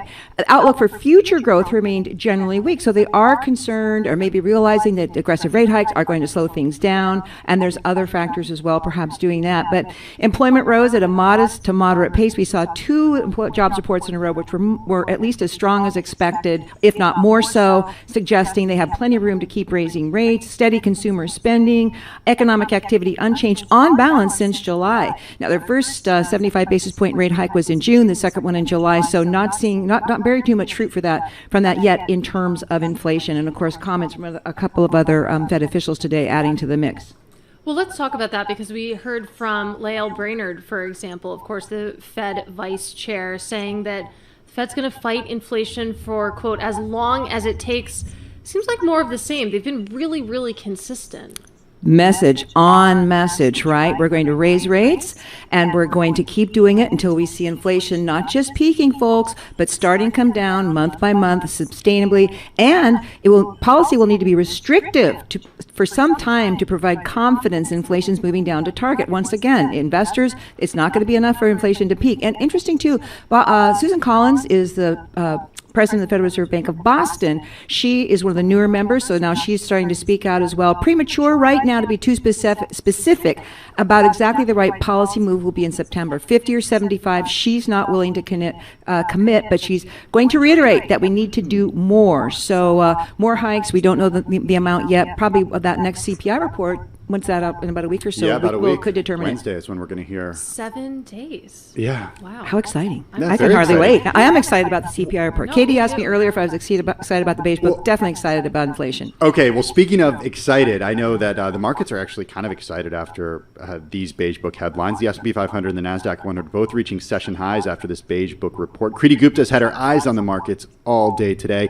Go back, though, before these headlines came out. Why are we seeing a surge in today? You know, it's interesting. The way I like to look at the stock market is it's kind of like a spring. Every time you push it lower and lower, it just kind of bounces back because you see so much selling pressure. And I think we saw that yesterday as well. You did see some selling, and a lot of it was high volume, high volatility. The story today comes back down to the dollar. So yes, you are seeing these headlines from Lael Brainerd, as you pointed out, and of course the beige book as well, which, by the way, I thought the beige book headlines were quite interesting, as Kathleen pointed out. The fact that consumer spending is still strong and unemployment rose at the same time, that's the best of both worlds for the equity market. So it kind of makes sense that they're ticking higher at the moment. But the real legs in this rally came when the dollar turned around. And to me, I think that's the story here, specifically because the dollar was at record highs, all-time record highs earlier in the session, and the stock market was not. The stock market was barely higher and completely unchanged. When the dollar story turned around, that's when the stock market really kind of found its mojo. And to me, I think the biggest market move here, yes, it's the dollar, yes, the stock market, it's really crude. You're looking at Brent crude at an 88 handle, which is something we haven't seen in months. When you're positive about the economy, when you're positive about risk assets, oil should be higher because it means higher demand, higher economic activity, and you can really see baked into this market are those fears that are still hanging in the background. Let's just bring in somebody else, though, China. Yeah. When I saw the headlines on exports and imports, sure, exports weakened incredibly month over month in August from 18% down to 7%. That's a big move down for Chinese exports, and they're baking their economy balance, but they still depend a lot on exports. But the imports, what was it? The iron ore imports were down more than 3% year on year. Oil imports, crude oil down about 4.7. When you see that kind of demand pulling away, don't you think that's sending us a message? The commodities market people have been wondering, if China's slowing down, what is it going to mean? They're not going to be buying as much stuff to put into production and more. So I think that's a factor for the energy market today as well. And the growth picture in China is just, it's scary. They're supposed to be the fastest growing economy. It was the fastest growing major economy in 2020, right? And now it's really losing its momentum. You know what we didn't talk about? What? Is there anything that matters? We didn't talk about bonds, man. Ooh. The 10-year yield, it's down 10 basis points. That feels like a huge move as well. A lot of big moves today. I guess there's a narrative arc there. But well, I think that's going to be huge for the yen tonight, because that's the thing, one of the main drivers of the yen getting crushed again, and people, these sellers testing the BOJ. And by the way, BOJ is not going to move. That's obvious. But I think that's been the big factor the past few days. Seeing that, especially seeing the short end, the 2-year note yield go up as you guys help watch it so closely, that's been a big factor against the yen. All right, a big thank you to Kathleen Hays, Global Economics and Policy Editor for Bloomberg News. Also, Kriti Gupta, Markets Correspondent here, both with us in the Bloomberg Interactive Brokers Studio. Let's go from New York City to Washington, D.C. now for a check of the latest world and national news with Nancy Lyons. Hey, Nance. Thanks, Tim. Former White House strategist Steve Bannon plans to surrender tomorrow to face criminal charges in New York. Sources tell us this is over an ongoing investigation into whether Bannon defrauded donors to We Build the Wall, which was a private sector effort to support former President Trump's campaign promise to build a wall along the Mexican border. Bloomberg Government's Emily Wilkins has more. Bannon was charged in federal fraud court in 2020 over this, but Trump pardoned him before he left the White House. That, of course, however, does not cover state investigations. Bloomberg Government's Emily Wilkins reports sources are not saying what the charges against Bannon will be, only that he's been indicted by the Manhattan District Attorney's Office. A new report says among the documents seized by the FBI during their search of former President Trump's Florida home was one concerning a foreign government's nuclear capabilities. The Washington Post reports it was found during the court-approved search on August 8th.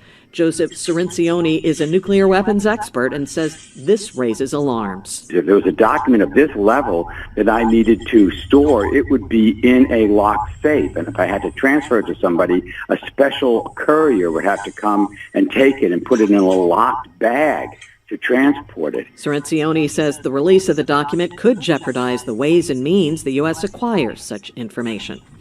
Forecasters say millions of Americans across at least 9 states can expect roasting hot temperatures again today, with possible records broken. Temperatures in some locations will be 30 degrees above normal. Global news 24 hours a day, on air and on Bloomberg Quick Take, powered by more than 2,700 journalists and analysts in more than 120 countries. I'm Nancy Lyons. Hey, thank you so much for that update, Nancy Lyons. Tim Stanovic and Katie Greifeld were live in the Bloomberg Interactive Brokers studio. Katie in for Carol Masser this week. Not the whole week, though. I'm off on Friday. You get a day off on Friday? I do. They're letting me take a day off. It's huge for me. All right, Michael Regan is going to be in here. Wow. Yeah, excited. That's We're big excited. for you. How are you doing? We haven't really, we haven't gotten a chance to connect today. I'm good. Okay. How are you doing? I'm doing well. Did you spend some time on Twitter this morning? I'm Maybe actually yesterday on Twitter too? right now. Okay. I'm actually tweeting right now. You're always on Twitter. Did you see these Michael Burry tweets? You bet I saw these Michael Burry tweets. Michael Burry, of course. He was played by Christian Bale in the movie The Big Short. He wrote on Twitter that we may not have hit the bottom yet. Tim, this is a question that you've been asking for weeks now. He didn't even say we may have not hit the bottom. He came out and said we have not hit the bottom. There were no qualifications there. No couching. He said, watch for failures, then look for the bottom. And he pointed to the fact that in August alone, we saw 2 SPAC ETFs shutter, liquidate. So that's a bit of a sign of the times, at least in Michael Burry's view. Yeah, we're actually going to be speaking to Emily Grafeo in just a few minutes. She's written about these 2 SPAC ETFs that were wiped out in 1 month. In the meantime, check out what else Michael Burry had to tweet about. He tweets under the handle, Michael J. Burry, but he calls himself Cassandra BC. He said, crypto crash check, meme crash check, SPAC crash check, inflation check, 2000 check, 2008 check, 2022 check. So what does that mean, actually, this one? I don't know. Like, what's left to crash? I was hoping you could yeah, help. no, I Do you think it's like tightening, monetary tightening? I DM'd him. He hasn't answered. Did you really? No, I'm just kidding. I haven't you should, done that. Now you Maybe have to I DM him. should. Yeah, I don't think he follows me. But I mean, this is par for the course for Michael Burry. He's pretty bearish. We've known that for a while. So you could just get in touch with him on the Bloomberg. Is he green dot right now? He's yellow dot right now. Oh, You can get in touch with well, him. I'll send him an IB for when he's back. All right, check out this story and more. What do you think is happening in the blockchain industry right now? I think in the long run, DeFi wins. DeFi wins because it's a better system. It's composable. It's transparent. It's cheaper because you're just code. You don't have all these people in this legacy infrastructure. On Bloomberg.com and on the Bloomberg terminal, and check out Michael Burry's tweets and Katie Greifeld's tweets over at Twitter. You're listening to Bloomberg Business Week, and this is Bloomberg Radio.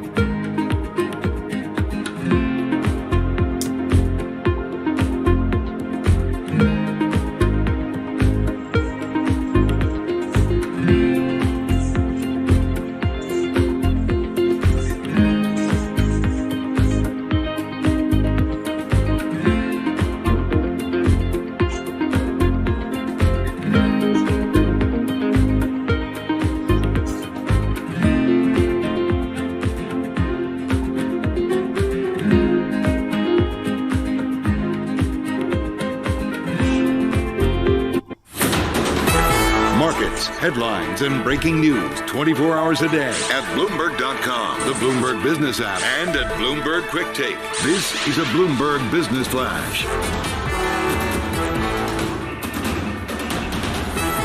The equity market is very near session highs at the moment. We've got the S&P up about 1.5%. We'll take a closer look at that momentarily. We also heard from the Fed today, the latest beige book saying the U.S. economy, the growth prospects in the latest survey were somewhat weak, and that's also kind of agreed to or helped to contribute further to a slump. And price growth seemed to show some signs of decelerating. Short while ago, we heard from Fed Vice Chair Lael Brainard saying the Fed may have to raise rates to restrictive levels and keep them there for some time. That's essentially what we heard last month from Fed Chair Jay Powell. We also got a sense today from the Wall Street Journal that Chair Powell's inflation-fighting pledge could tee up another 75 basis point rate hike rather than 50 basis points. We'll take another look at market action for you in 15 minutes. Insight on what to watch ahead of the U.S. market close starts right now. Welcome to the kickoff to the close on this Wednesday afternoon. Tim Stenovec along with Katie Greifeld in for Carol Masser. We welcome our TV colleagues, Romaine Bostick, Caroline Hyde, and Taylor Riggs, to walk our Bloomberg audience across TV, radio, and YouTube through what to watch as we head toward the closing bell. And we are actually finally seeing a little bit of green on the screen after those beige book headlines came out just at the top of the hour. We did see the S&P 500 reach session highs. It's just off of those session highs right now, up about 1.5%. The Dow Jones Industrial Average up 1.3%. The NASDAQ up 1.7%. And the Russell 2000 up 1.4%, Taylor. Tim, love that you take us through sort of the highs of the session. I'm going to kick us off for exactly what we're watching as we count you down to that closing bell. For me, it's always about some of the cross-asset, namely strong dollar in the face of a beige book, in the face of what we even heard from Lael Brainard earlier today, talking about raising rates and staying there because we have to do whatever it takes to tackle inflation. So you're getting some strengthening of the dollar and some strengthening of the real yields. These, Romaine, are those tighter financial conditions. Those are the tighter financial conditions. The question is, does any of this actually change the dynamics for the Fed? 75 basis points on the table at the meeting. Up ahead, we got 75 basis points higher by the Bank of Canada today. And, well, do I dare say it? Are we going to get 75 basis points out of the ECB? You just said it. No way.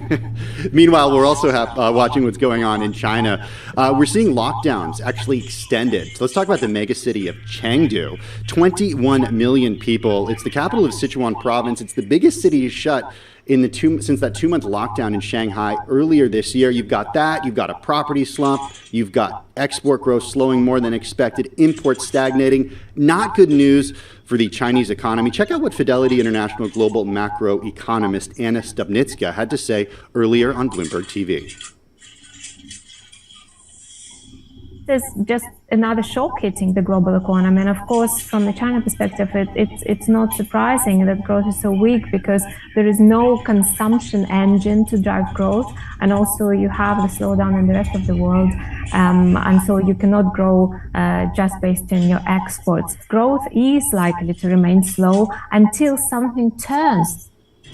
That was Fidelity International global macroeconomist Anna Stupnitska earlier on Bloomberg TV, Taylor. The big question is, how can China actually grow if they continue to play this game of whack-a-mole with trying to eliminate COVID-19? I mean, essentially shutting down a city of 21 million people right now because of a few hundred cases. I want to talk about that growth. Dare I bring it back to some of the FX, the sort of 11th straight day of the fixing of the yuan as the PBOC really tries, Caroline, to support the currency in the face of slowing exports, slowing imports. So is the world's second largest economy. Indeed, you finally actually now have a central bank looking to step in as it sort of approaches that key 7 per dollar number. Well, one central bank that might not need to step in quite so much is the Bank of England, Taylor. And in fact, we saw the pound absolutely tumble near the lowest since 1985.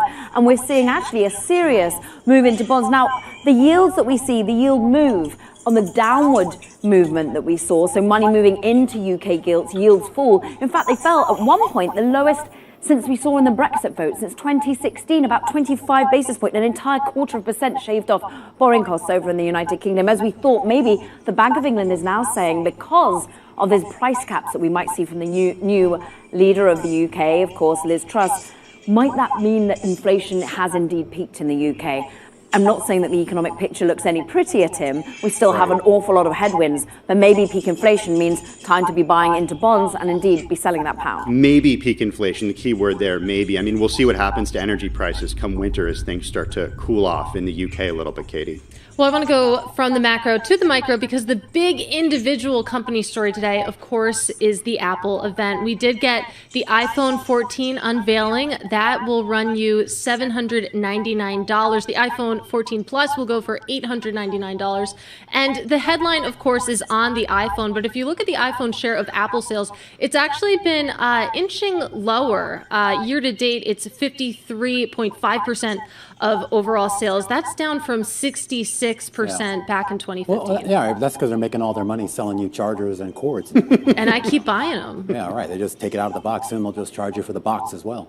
I want to know whether we're all going to be having that new island that they're promising us. What is that? I'm just going to... It's the Notch Island. So you can Notch Island. Apparently a whole new way to be using your iPhone 14, Romain. All right. Well, you know what I've been looking at, actually? I was looking at a lot of the hedge fund flow data. Of course, we get the CFTC data, and now you have the data coming out of Goldman Sachs, Morgan Stanley, and some of the other banks here, basically showing that a lot of these hedge funds have actually started to really pick up a lot of individual stocks. There's been a lot of activity there with those trends, primarily with regards to buying technology and healthcare stocks.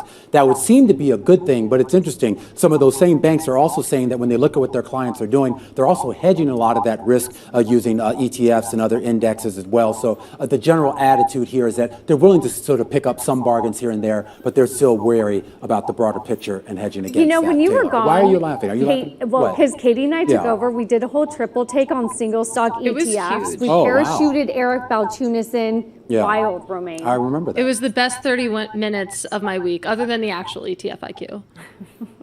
Double whammy. Yeah. All right, we're going to have to leave it on that double whammy. That is going to do it for our cross-platform You guys do coverage. this every day? Every day. And you know what? 3 If times you're a day. excited, we got another one coming up in just a few minutes. You're watching Bloomberg TV, you're listening to us on Bloomberg Radio, and you're watching on YouTube. This is Bloomberg. You're listening to Bloomberg Business Week with Carol Masser and Bloomberg Quick Takes Tim Stenovic on Bloomberg Radio. It's Bloomberg Business Week. Tim Stenovic and Katie Greifeld. We are live in the Bloomberg Interactive Brokers studio. Katie, how about that new iPhone? How about it? You have an iPhone 5, you said? It feels like it. It is small and it is slow and it has a cracked screen. All right, so maybe you're one of the people who's ready for this new iPhone For 14. But $800? that's where I have bad news for you. No. That's the starting price. I don't. Nobody pays $800. What do you think is the future of the U.S. dollar? For the next 50 years, you are absolutely going to see a monetary revolution. But what you're going to see in the short to medium term is the strongest fiat currencies will hold on for much longer than we probably admit. $100 for an iPhone. That's like where it starts. I certainly don't want to do that. All right, we're going to have much more on the iPhone a little later. We're going to check in with Emily Chang, who's on the ground in Cupertino. You're listening to Bloomberg Radio.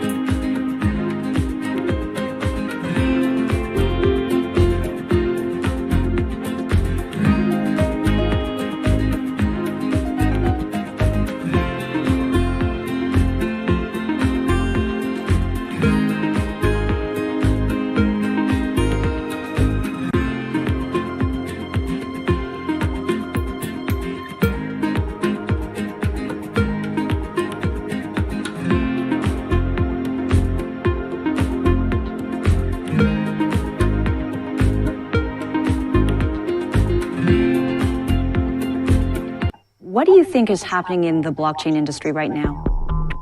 I think in the long run, DeFi wins. DeFi wins because it's a better system. It's composable, it's transparent, it's cheaper because you're just code. You don't have all these people in this legacy infrastructure.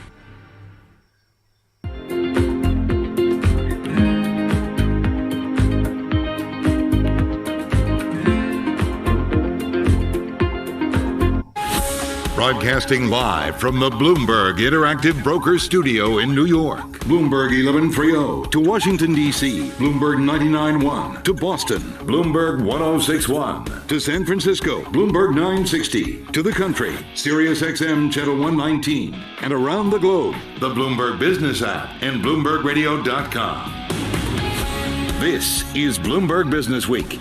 It's Bloomberg Business Week. Tim Stenivek and Katie Greifeld in for Carol Massar this afternoon. We were talking about Michael Burry's tweets from earlier today about how he tweeted about these SPAC ETFs that have been wiped out. We're going to be talking about those with Emily Grafeo. She's cross-asset reporter for Bloomberg News.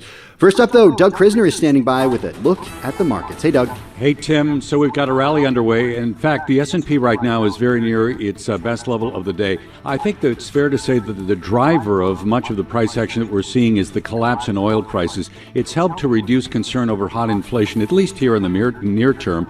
WTI right now is below 82 the barrel. We're down more than 5.8%. Obviously, it's a story of demand destruction, right? Especially where China is concerned. At the same time today, the Fed's latest Beige Book says the U.S. economy's growth prospects were very weak in the latest period, and they're set to slump further over the next year. And price growth on top of that did show signs of decelerating. So we're seeing a move lower in yield across the curve. A 10-year Treasury down by more than 9 basis points right now at 325. On the shorter end, a 2-year is off nearly 6 basis points to 344. We've got the Dow ahead 1.4%, the S&P 500 rising nearly 1.7%.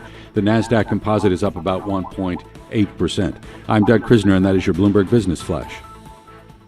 All right, thank you so much, Doug Krisner. Joining us now to talk about those SPAC ETFs is Emily Grafeo. She is a cross-asset reporter for Bloomberg News. She's with us in studio, sitting to my left, which is thrilling because this is how we sit when we're actually at our desks.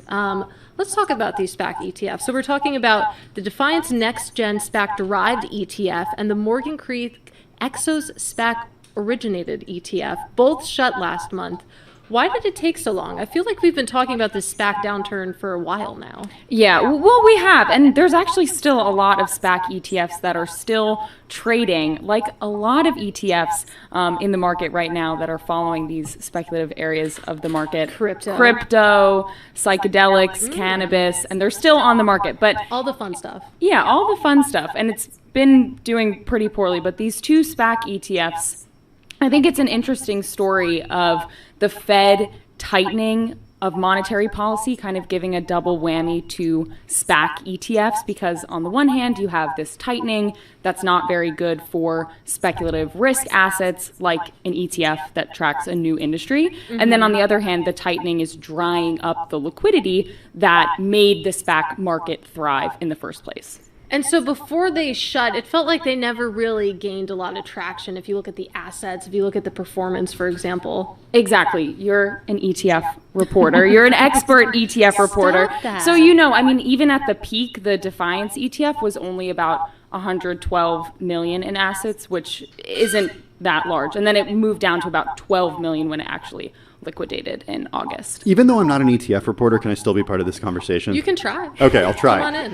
What does it say about SPACs, though? I mean, we had Michael Burry talk about this a little earlier on Twitter. Katie and I talked about it. And referencing Emily's story. I know, that was pretty exciting. That's pretty cool.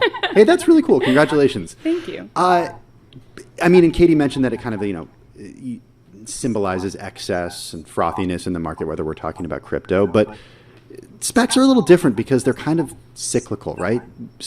We've seen SPACs before. Yeah. 2020 and 2021, that wasn't the first rodeo for SPACs. Right. But it was probably the biggest rodeo for SPACs that we had seen. And it was all, again, about that Fed liquidity. So not only are we seeing these funds close up, given the fact that the liquidity is drying, but we also have regulators warning about scrutiny over SPACs. And so I was talking to a strategist who was saying, maybe these ETF issuers are just thinking this is not worth it anymore. We don't want to be involved in this space with the perhaps oncoming regulation for the SPAC space. But then again, there's so many crypto ETFs, like we were saying, that are still on the market. And of course, that and they're space all is doing not terribly. Yeah, and there's regulation, in that space as well. I actually have a fun fact. You guys want to hear it? Sure do. So I was looking at the worst performing non-leveraged ETFs so far this year.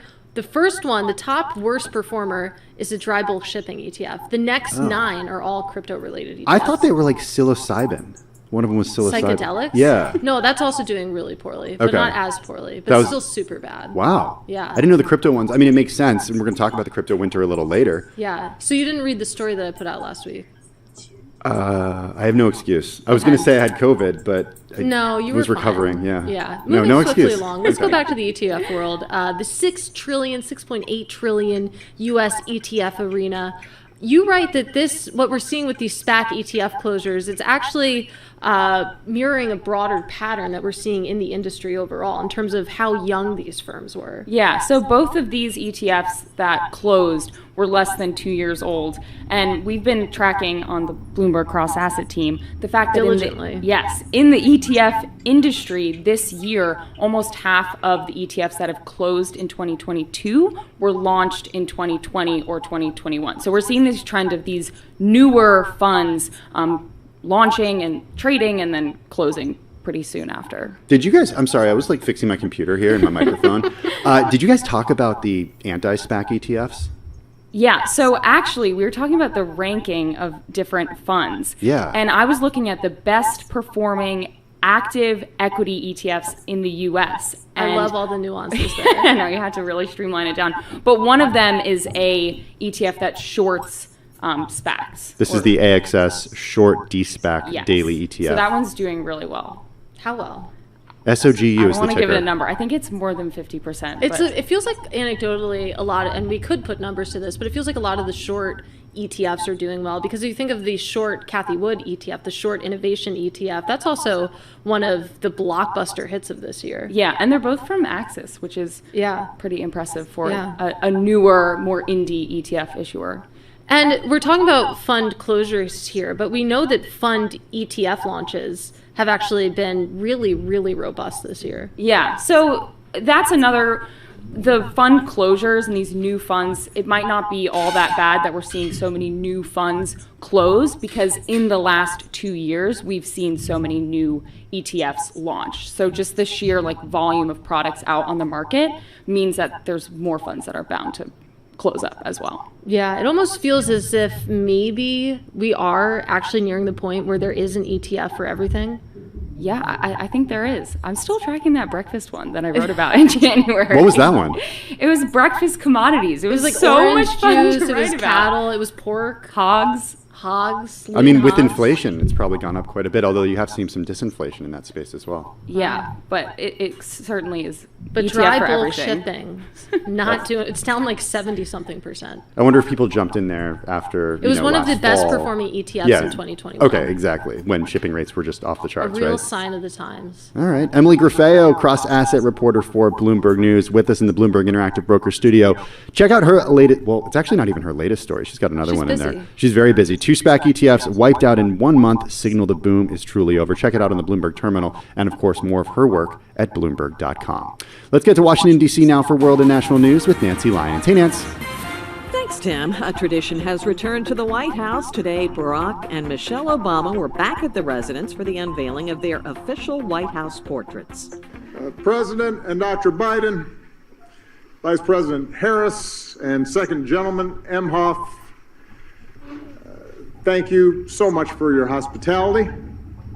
Thanks for letting us invite a few friends to the White House. We will try not to tear up the place. The portraits of the Obamas will likely be placed in the cross hall of the White House, which is where the latest sets are usually displayed. The Democrats' new tax and climate spending law could make it easier to file your taxes online. Bloomberg's Nathan Hager has more on that. The so-called Inflation Reduction Act includes a provision for the IRS to spend $15 million studying a free government-backed tax filing system. Democrats have complained for years about private corporations charging for the privilege of e-filing, with needy households feeling the brunt. Officials tell the Washington Post the IRS hasn't had the funding to seriously consider its own e-filing platform until now. Market research firm IBIS World says the commercial tax prep industry is worth $11.9 billion. The IRS says 9 in 10 individual tax returns were filed electronically last year. In Washington, I'm Nathan Hager, Bloomberg Radio. A new Harris poll finds that more than half of Gen Z workers feel that working remotely makes it hard to make connections, with 55% believing they're missing out of the office culture. Global news 24 hours a day, on air and on Bloomberg Quick Take, powered by more than 2,700 journalists and analysts in more than 120 countries. I'm Nancy Lyons. Hey, thank you so much for that update, Nancy Lyons. Tim Stenivek and Katie Greifeld in for Carol Massar this afternoon. Katie, we got some bankruptcy news to talk about. This one's been in the works. If you've been following this story closely, Cineworld has filed for bankruptcy in a bid to cut $5 billion in debt. The company filed for bankruptcy in Texas in an effort to tame its $5 billion debt pile. It's a UK-based movie theater chain. It draws most of its revenue from the U.S. This after it bought Regal Cinemas back in 2018.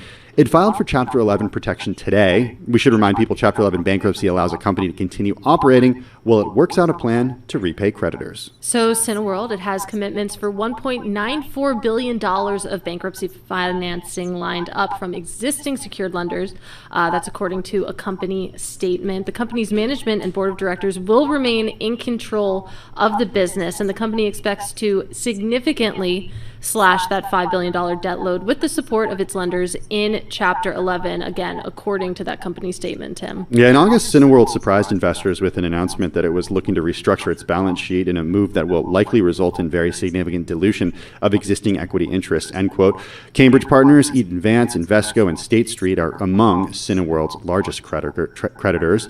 The company did amass a heavy debt load after buying Regal. Its adjusted earnings before interest, tax, depreciation, and amortization were at just $455 billion the last financial year, according to its latest annual report. Hey, I want to put out a plug right now to check out the cover story from a couple of weeks ago about Adam Aron, the CEO of AMC, and what he has been able to do at the company to get it through the pandemic. A lot of that, of course, had to do with robust interest from retail traders. I mean, it wouldn't have been possible. They issued shares, right? Because the stock price was so high, they could do that. Yeah, there you go. Of course, if you think about what theater chains have been dealing with, AMC, of course, getting a little bit of a windfall there. They've been struggling to recover from the COVID-19 slump amid a weak release schedule and stronger competition, of course, from streaming. What do you think is the future of the U.S. dollar? For the next 50 years, you are absolutely going to see a monetary revolution. But what you're going to see in the short to medium term is the strongest fiat currencies will hold on for much longer than we probably admit. I should just play Top Gun Maverick over and over again. I still haven't seen it. Oh, it's really good. I saw the original. That's good. It was fine. The next one, it's very good. Yeah. Check out this story and more on Bloomberg.com.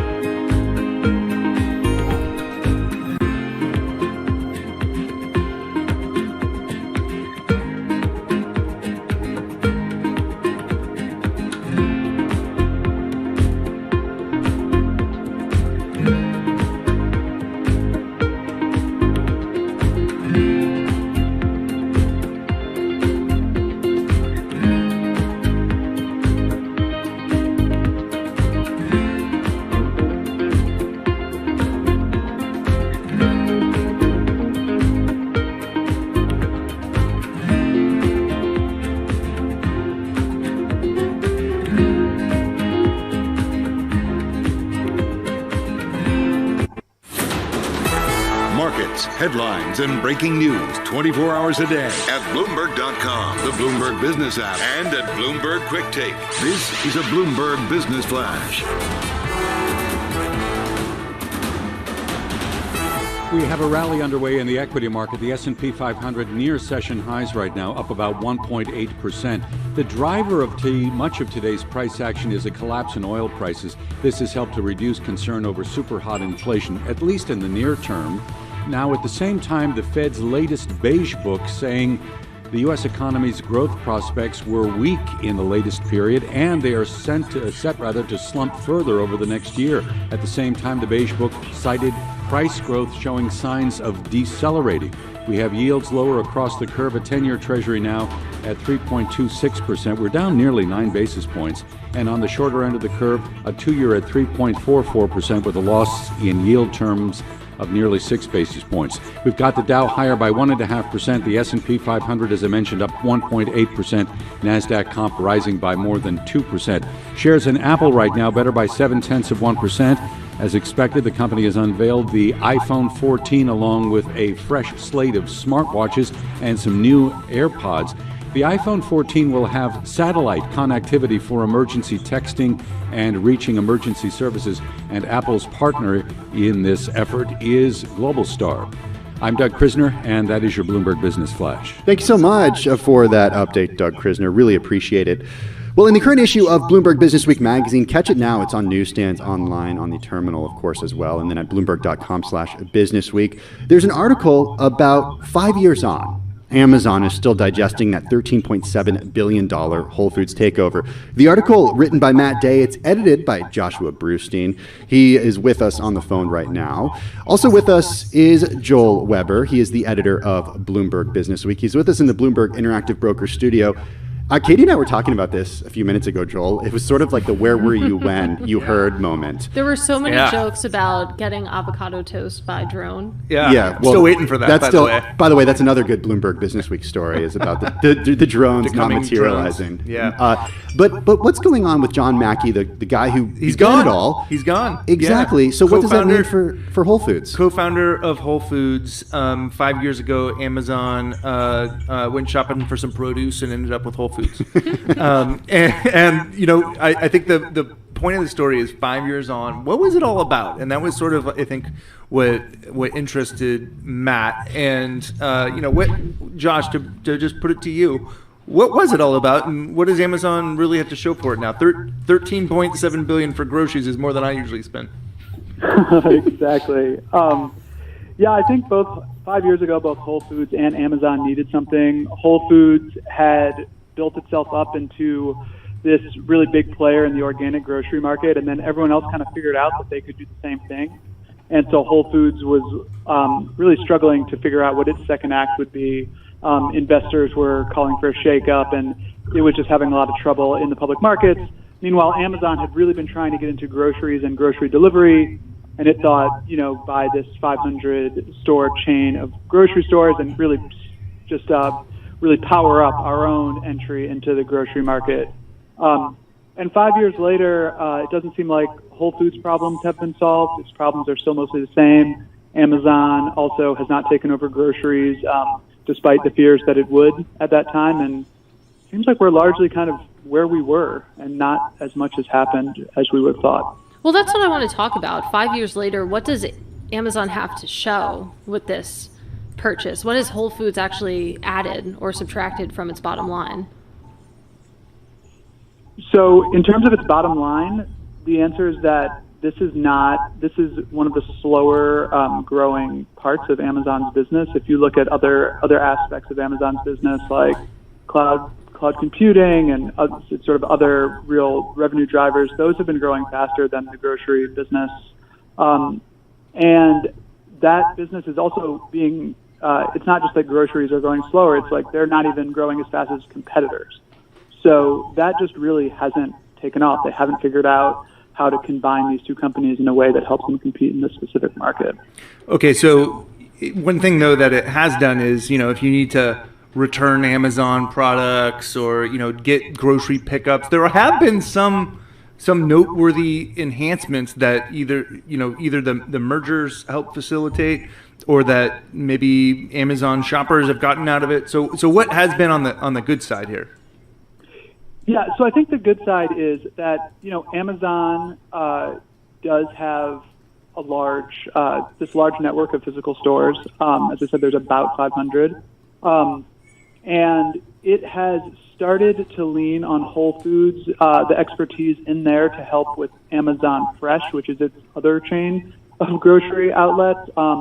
And we haven't really seen the fruits of that yet, so to speak. But that could come in the future, that you could see if Amazon Fresh really does mature and turn into something really substantial for the company, that a lot of Whole Foods wisdom will have gone into the building of that product. It's just not quite there yet. So we mentioned John Mackey. He was the co-founder of Whole Foods. He's moved on, retired as of September 1st. Who's in charge of Whole Foods within Amazon now? Yeah, so he is being taken over by his former COO, former management consultant. Very kind of Mackey was known as sort of a really big personality, whereas his successor is less so. Jason Buchel is his name. Yeah. I'm sorry, Jason Buchel. Should have mentioned that. And his plan is kind of to take Whole Foods back to its roots, as he says, to try to get back to some of like the local produce offerings and doing things that makes Whole Foods kind of not feel like an Amazon, honestly, to feel like not you get the same experience everywhere, but you go and you know that your local Whole Foods has whatever the produce is, in your region. Well, Joshua, that's been a big complaint for people who were sort of the diehard Whole Foods people before Amazon purchased the company. If you go back to, the roots of this company, it started in Austin, and it was kind of this like weird alternative grocery store, right? And even when it was a publicly traded company, it made a ton of acquisitions around the country, it still was unique because it had that local produce and it had that kind of hard to get stuff. And I'm wondering, it's funny, when this article came out, I saw people tweeting about it who didn't work at Bloomberg, and they were saying, yeah, Whole Foods, the experience of going to Whole Foods has changed too much since Amazon took it on. So, I don't go there anymore, is one of the tweets that I saw that tweeted out this story. How is Whole Foods physically different because of Amazon? Like, what's the experience like now? Yeah, I think there's two things in there. The first that you mentioned about, the Whole Foods really feeling different and sort of losing that local feel is that was a complaint before the acquisition, and one that I think one of the problems that Whole Foods had, and it certainly hasn't been solved by Amazon, nor would it really. Like, that's not Amazon's strength. But to your question about what's physically different, Amazon has helped re-engineer Whole Foods stores a little bit to be more focused on delivery. There's a lot of delivery pickers in the store, people mention, which I think some people really don't like. You're trying to shop and there's someone there, like, clearly like filling up carts to move along, and they've had to dedicate some space that used to be cafes and somewhat for the physical infrastructure around the delivery business. So that, I think, is really changed in some of the stores in ways that long-standing customers don't necessarily like. One other thing that's interesting is in terms of the actual technology, the biggest and most visible technology change since the Amazon acquisition. Yeah. You'd think it'd be drones or something like super high tech. It's actually just the self-checkout. Whole Foods had resisted doing that for a long time, despite the fact that other grocery chains had gone along with it. They thought it would feel impersonal. Right. Eventually, it just kind of became the standard, and so self-checkout always takes longer than waiting in line, for me at least. Joshua Brustein is editor at Bloomberg Business. Joel Weber is the editor of Bloomberg Business Week, with us in the Bloomberg Interactive Broker Studio. Check out this story; it's in the current issue of Bloomberg Business Week magazine.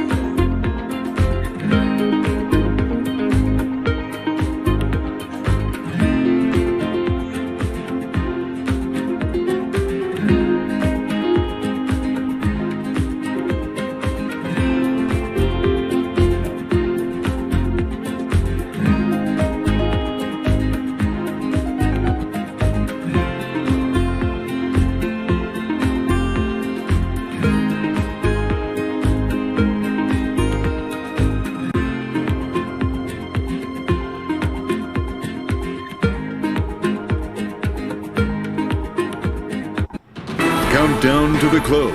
Bloomberg's comprehensive cross-platform coverage ahead of the U.S. market close starts right now. This is Countdown to the Close, just 60 minutes left on your trading session. Caroline Hyde, Romain Bostic, Taylor Riggs.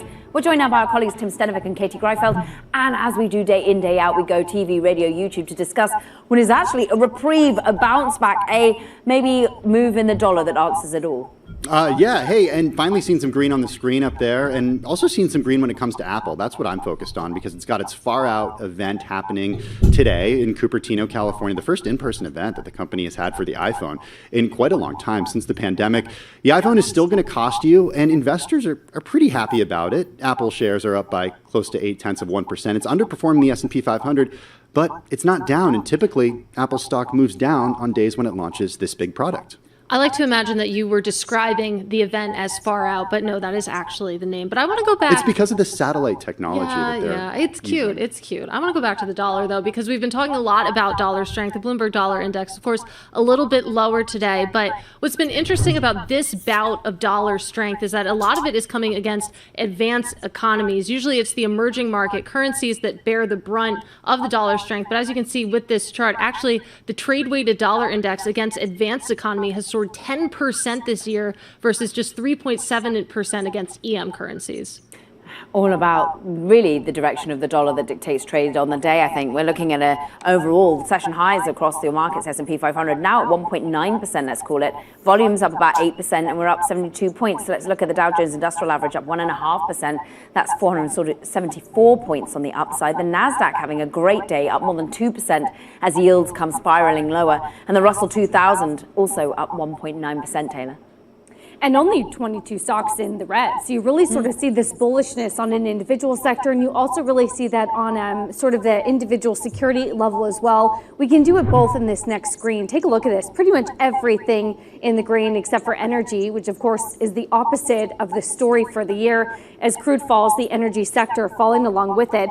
But I want to take a look, Romain, at pretty much the top 8 to 10 sectors on that screen. 100% of the individual securities within those sectors are also green. So that's really showing you the breadth of this buying of this market. Yeah, I was taking a look at the breadth a little bit earlier. I think this is kind of the broadest rally that we've seen going back to mid-July here. Some of that is attributable, of course, to some of the big cap tech names, including Apple, which Tim mentioned, United Airlines, and all the airlines really for a second straight day, getting a pretty nice bid on some relatively aggressive commentary by some of the executives there. United Airlines higher by about 5%. Coupa Software rallying about 17%. We talked yesterday about the idea that some of these software as a services companies and application software companies really weren't doing well. They actually did come out with earnings, hit 23% growth on one of the main metrics here, a good forecast going forward that actually was raised above what analysts were expecting. So a little bit of optimism, at least for this one particular stock. No real love right now going on in the energy space as crude oil continues to fall. Halliburton, Chevron, the whole light's all moving lower, down about 3% here on the day. We get GameStop earnings coming after the bell. Meanwhile, the other meme stock out there, AMC getting a little bit of a bid, up 0.9%, despite the fact that you had Cineworld actually file for bankruptcy. Of course, they're based over there in London, but they operate the Regal chain here in the United States. And real quickly, guys, I do want to mention Snapchat. Those shares spiking just now, up about 8% or so right now. This apparently has to do with some commentary that the CEO is giving to The Verge, basically making some commentary here about the company's long-term growth prospects and their outlook going forward. So far, 20% of your staff and aim to increase your revenue by 20%. It's do more with less. Let's have a look at what we're doing in terms of the central bank policies right now, because in fact we are coming off our highs in terms of relative hawkishness for indeed what's priced in terms of rate hikes for the US. I'm looking at a white line here for our radio audience. There's still a 76% chance that at the next Fed meeting, so 21st September, we will see a 75 basis point rate hike. So we're still more than a majority thinking we'll get 75 basis points. We're still more than a majority who think 75 basis points for the ECB as soon as tomorrow, and the more than a majority who think the Bank of England will do the same. We're I miss all these about charts with all the crazy lines that I can't really interpret. You know, I was listening to the show. Can you describe it for radio, Romain? For a few months. Well, I was listening to it one day in the car. I was on the way to a doctor's appointment. I was listening to it, and I just kind of visualized just how crazy it was. So it's like a Rorschach test. It could be whatever you want it to be. Hey, I want to talk more energy. We heard Taylor Edbro Romaine both mentioned, it is under pressure today. In fact, we saw WTI fall to $85 a barrel for the first time since January. Gas prices have actually Lower been than down that right now, Tim. Down to 82 right now. It was actually down to 81.70. Knocking on the door of 80. I mean, and think about it. We're basically kind of getting near those year-to-date lows right now. I think it's right around 76, 77, and right now we're at the lowest since I think. Yeah, I mean, and I think we could have an entire conversation too about How long does this political implications of this as we head into the midterms. If voters are going to remember those high gas prices, or if they're going to go to the pump and see the Biden sticker that says I did this, and wait a second, gas is $2.80 a gallon. Well, first of all, those stickers are ridiculous, and whoever does that needs to be arrested for vandalism. But I am curious because you don't see them as much anymore I dare as you you to used go to. look at gas prices and look at the differential between how far oil Mhm. prices have come down and how far gas prices have come down. We all know that doesn't Sticky. always, sync up. 85 straight. So- You tweeted about this earlier. Well, but Good right, chart. but people still look at those elevated things. I mean, I go to the gas station pretty frequently, and it hasn't come down as much. So I How's think your the rent voter psychology, it's like it's You don't high, have an so. EV? Huh? You don't have an EV? He's got a Where do you Rivian round the charge back, an don't EV worry. in New York City? Hey, well, speaking of fossil fuels and gas, we did speak earlier in the day with Chevron CEO Mike Wirth. He was on Bloomberg TV earlier. He talked about production. Check out what he had to say. Our production in the U.S. is up 7% first half of this year versus first half of last year. We intend to grow our Permian position from 700,000 barrels a day today to 1 million barrels a day in 2025. So that means we'll grow next year and the year after and the year after that. Chevron CEO Mike Wirth saying that they're going to grow this year, next year, and the year after that. So the question is what does demand look like in those coming years when we see more supply come online? Good point when we think about the supply and the demand dynamics. We had a great energy analyst on around 2:30 in the TV sort of world over here, really talking about, at least today, the story has been demand. We've talked a lot about the numbers coming out of China, the slower exports, the slowing imports, and then sort of exporting that slower growth to the rest of the world when we think about the big exporter that China is. Absolutely. It's such an important question about global growth. And to Tim's point, I mean, what does demand look like if we do enter that recession that we've been talking about for a few months now? Romaine, I thought I heard you say something, Romaine. Well, I was just going to give a little promo here for Alex Steele. Of course, did that interview earlier, and we're going to have the Devon COO on a little bit later on this program, along with Alex, who's out at that conference doing some great work. All right, very cool. The energy conversation continues here on Bloomberg TV, on Bloomberg Radio. That is going to do it for our simulcast, though, on TV, radio, and YouTube. Do not worry, because in less than an hour, we are going to be back together for our Beyond the Bell coverage on Bloomberg TV and Bloomberg Radio. This is Bloomberg.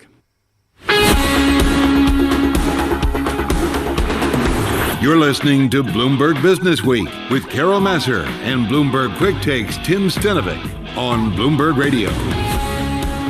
It's Bloomberg Business Week. Tim Stenovec and Katie Greifeld in for Carol Massar this afternoon. You want to talk about dollar strength a lot. This is something that you're really excited about.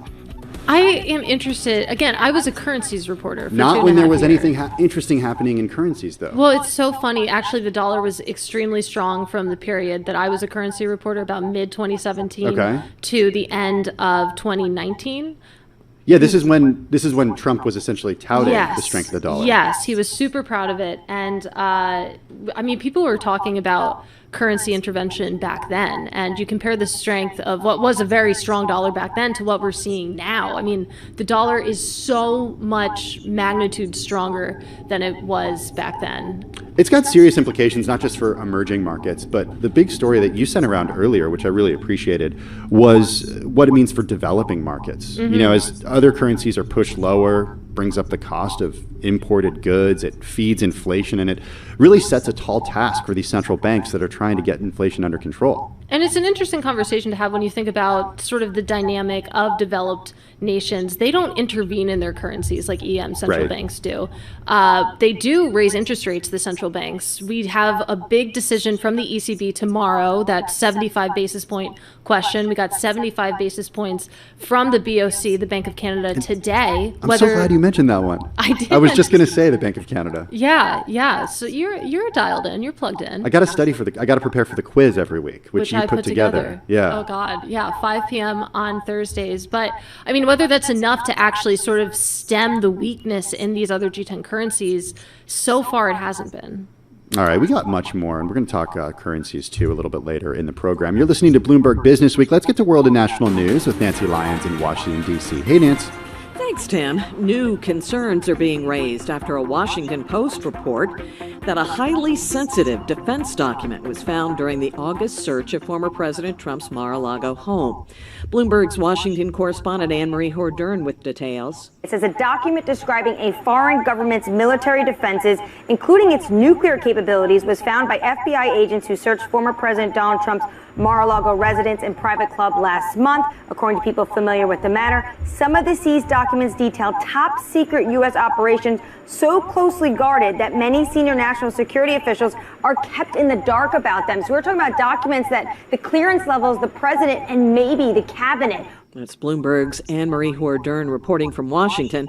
Former Secretary of State Hillary Clinton was on ABC's The View today and was asked to comment on the discovery of top-secret documents at Mar-a-Lago. I don't understand how he was permitted to take them even to the residence, let alone to a country club in Florida. I don't understand it. Clinton came under scrutiny during her presidential campaign over emails which were initially believed to be classified. She was eventually cleared by then FBI Director James Comey.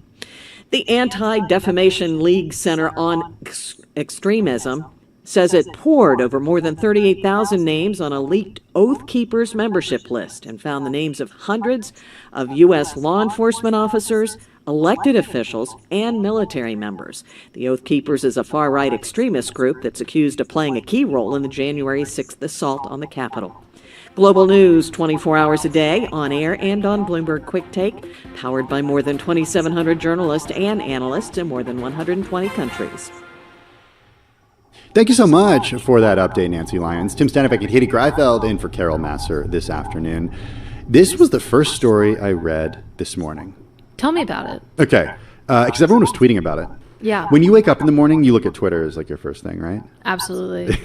I was up from 1:30 to 2:30 this past morning. Would you call it the morning? This morning you were? Yeah, and I was just watching TikToks for an hour. Yeah. It was all about Don't Worry, Darling. Have you been following that? No, but TikTok will do that to you. TikTok will do that to you. Yeah, I mean, the algorithm that they have is just Facebook and I get a Meta lot of platforms Kardashian and content on my Snap. TikTok. It needs to be worried because of how addictive this thing is. Yeah, it's we're great. seeing it, and we're seeing it play out. I mean, look what's happening to these companies.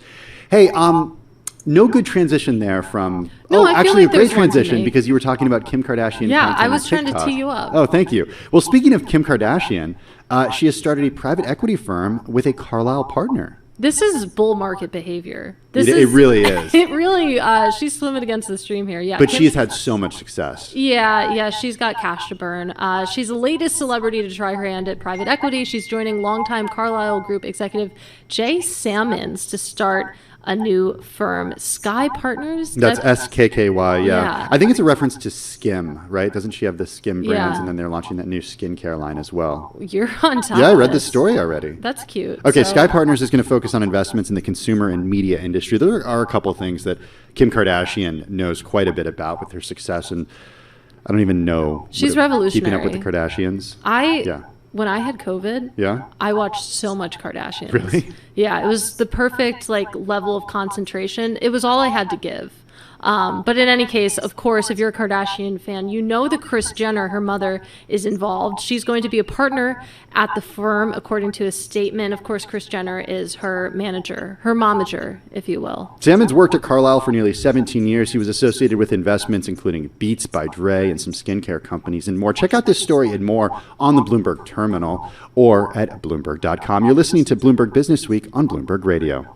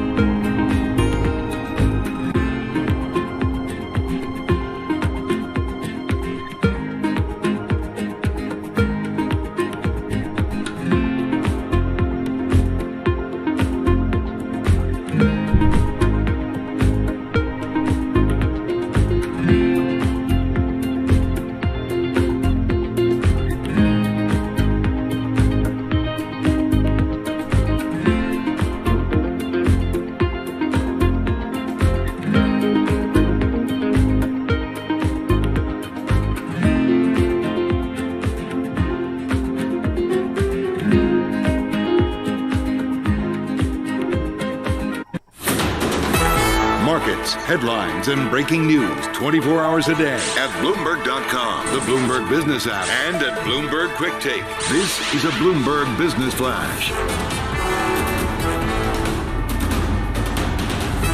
We've got a rally in the equity market. The major measures now at session highs. Let's get the latest on the price action. Bill Maloney is at the Bloomberg Macro Squawk Desk. Hey, Bill. And good afternoon, Doug. U.S. stocks with an aggressive bid today. The Dow's currently up 461 points. S&P's gained 74, while NASDAQ is higher by 2.25%. The U.S. 10-year yield at 3.26%. Gold is up 13. Oil is plunging, and Bitcoin is higher by 0.5%. Among the main 11 S&P sectors, only energy was in the red, and leaders to the upside in the Dow, 3M, Nike, and Home Depot, while Chevron led to the downside. In other news, Apple said at their event today the iPhone 14 will start at $799, and the Fed's Beige Book said the outlook for future growth remained generally weak. In the currency space, the pound fell to its weakest level against the U.S. dollar since 1985, and wrapping things up, GameStop reports after the bell. Live from the First Breaking News Desk, I'm Bill Maloney. Doug. All right, Bill, thank you. To get live audio updates right on the Bloomberg terminal, the function is SQUA, then the green Go key. I'm Doug Krisner. That's your Bloomberg Business Flash. Thank you so much for that update, Doug Krisner. Really appreciate it. So Apple's Far Out product launch event. We got a great live blog up from our colleagues who are on the ground there, including one Emily Chang. She's the host of Bloomberg Technology on Bloomberg TV. She's on site at Apple's iPhone 14 launch event that's happening in Cupertino, California. Some highlights include a new Apple Watch, some new AirPods, of course, the iPhone 14 as well. Emily joins us now live from Cupertino. So Emily, first of all, what's it like there? I mean, the first big iPhone unveiling since the pandemic. What's it like? Yeah, we were inside the Steve Jobs Theater. I don't think I've been inside for 3 years. Given the pandemic, we did have an event earlier this year, but that was hosted outside. So it was nice to be inside, and they really played up that space theme with cool sort of AR video technology. And as you mentioned, we got some new iPhones. All right, let's talk about these. We got the iPhone 14. So lots to discuss. Yeah, where do you want to start? I mean, typically, most important for the company's bottom line, obviously, is the iPhone. But to you, is that, and to customers, do you think that's the most exciting thing that was announced today? I think it's still the iPhone. You know, even though the iPhone now accounts for only half of Apple's revenue, you don't buy an Apple Watch or AirPods unless you have an iPhone. So you kind of need that to drive all of these other revenue streams that Apple has concocted. And when you're looking at these new iPhones, we've got 2 new standard models in the iPhone 14 and 2 new Pro models, and better camera, longer battery life, thinner, lighter, faster, new chips in both of these new models. I think the most exciting thing, which is something that we thought we might hear about today, is the new satellite technology. So even if you buy that standard iPhone and you get lost somewhere with no cell connectivity, you can use satellite technology to connect with emergency services. And it sounds like this has been something that's been years in the making. They've been trying to perfect with hardware, software, and various infrastructure innovations to make it happen. And that's kind of a big deal. The other thing I would mention is the pricing. The iPhone 14, the new, most basic model, is priced the same as the iPhone 13 was last year. So if you think about inflation, you think about customers everywhere paying more for gas and groceries. Are they going to want to pay up for a new iPhone? That pricing could be a little bit more enticing than, let's say, if we saw a more significant jump. Across the board, more significant updates than we saw last year. So it might kickstart a bigger upgrade cycle than we saw in 2021. Emily, I want to talk about the Apple Watch Ultra. Full disclosure, I'm wearing a Garmin right now. I love it. But Mark Gurman wrote in our T-Live that the price is a big undercut to Garmin's pricing, that $799 price tag. Tell us more about the Apple Watch.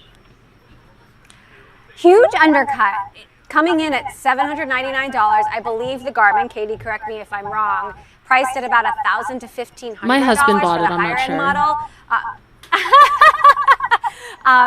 Mark Gurman was thinking this might be priced at $900, maybe $1,000. So coming in at $800 is significantly lower than even we thought it would be. And certainly the way they're marketing this thing as your dive computer, it can go 40 meters below water. If you're scuba diving, it can track you anywhere you are. If you're marathoning through tall buildings or mountain biking through deep trees, this will follow you anywhere. You can retrace your steps. It has better health tracking technology as well. There are some women's health features that have been added to the new watches. So it's a really interesting proposition. I think it's going to be more of a niche market. It is a larger display, but certainly there's a market out there. Maybe the Katie Greifelds of the world or their husbands will buy it. That's Joe. His name is Joe. That's Joe, if he's listening right now. Shout out to Joe. Joe. Emily, we only have a couple minutes left with you, but there are a lot of places I want to go. I want to talk privacy. Did you hear anything from Tim Cook or other Apple executives today about privacy? Because you mentioned some new features about women's health in there, and then, of course, all the tracking features that Apple has already built into the iPhone. And for years, Apple has talked about its privacy and safety features. It comes at a really contentious time, politically, too. It's become sort of par for the course here, Tim.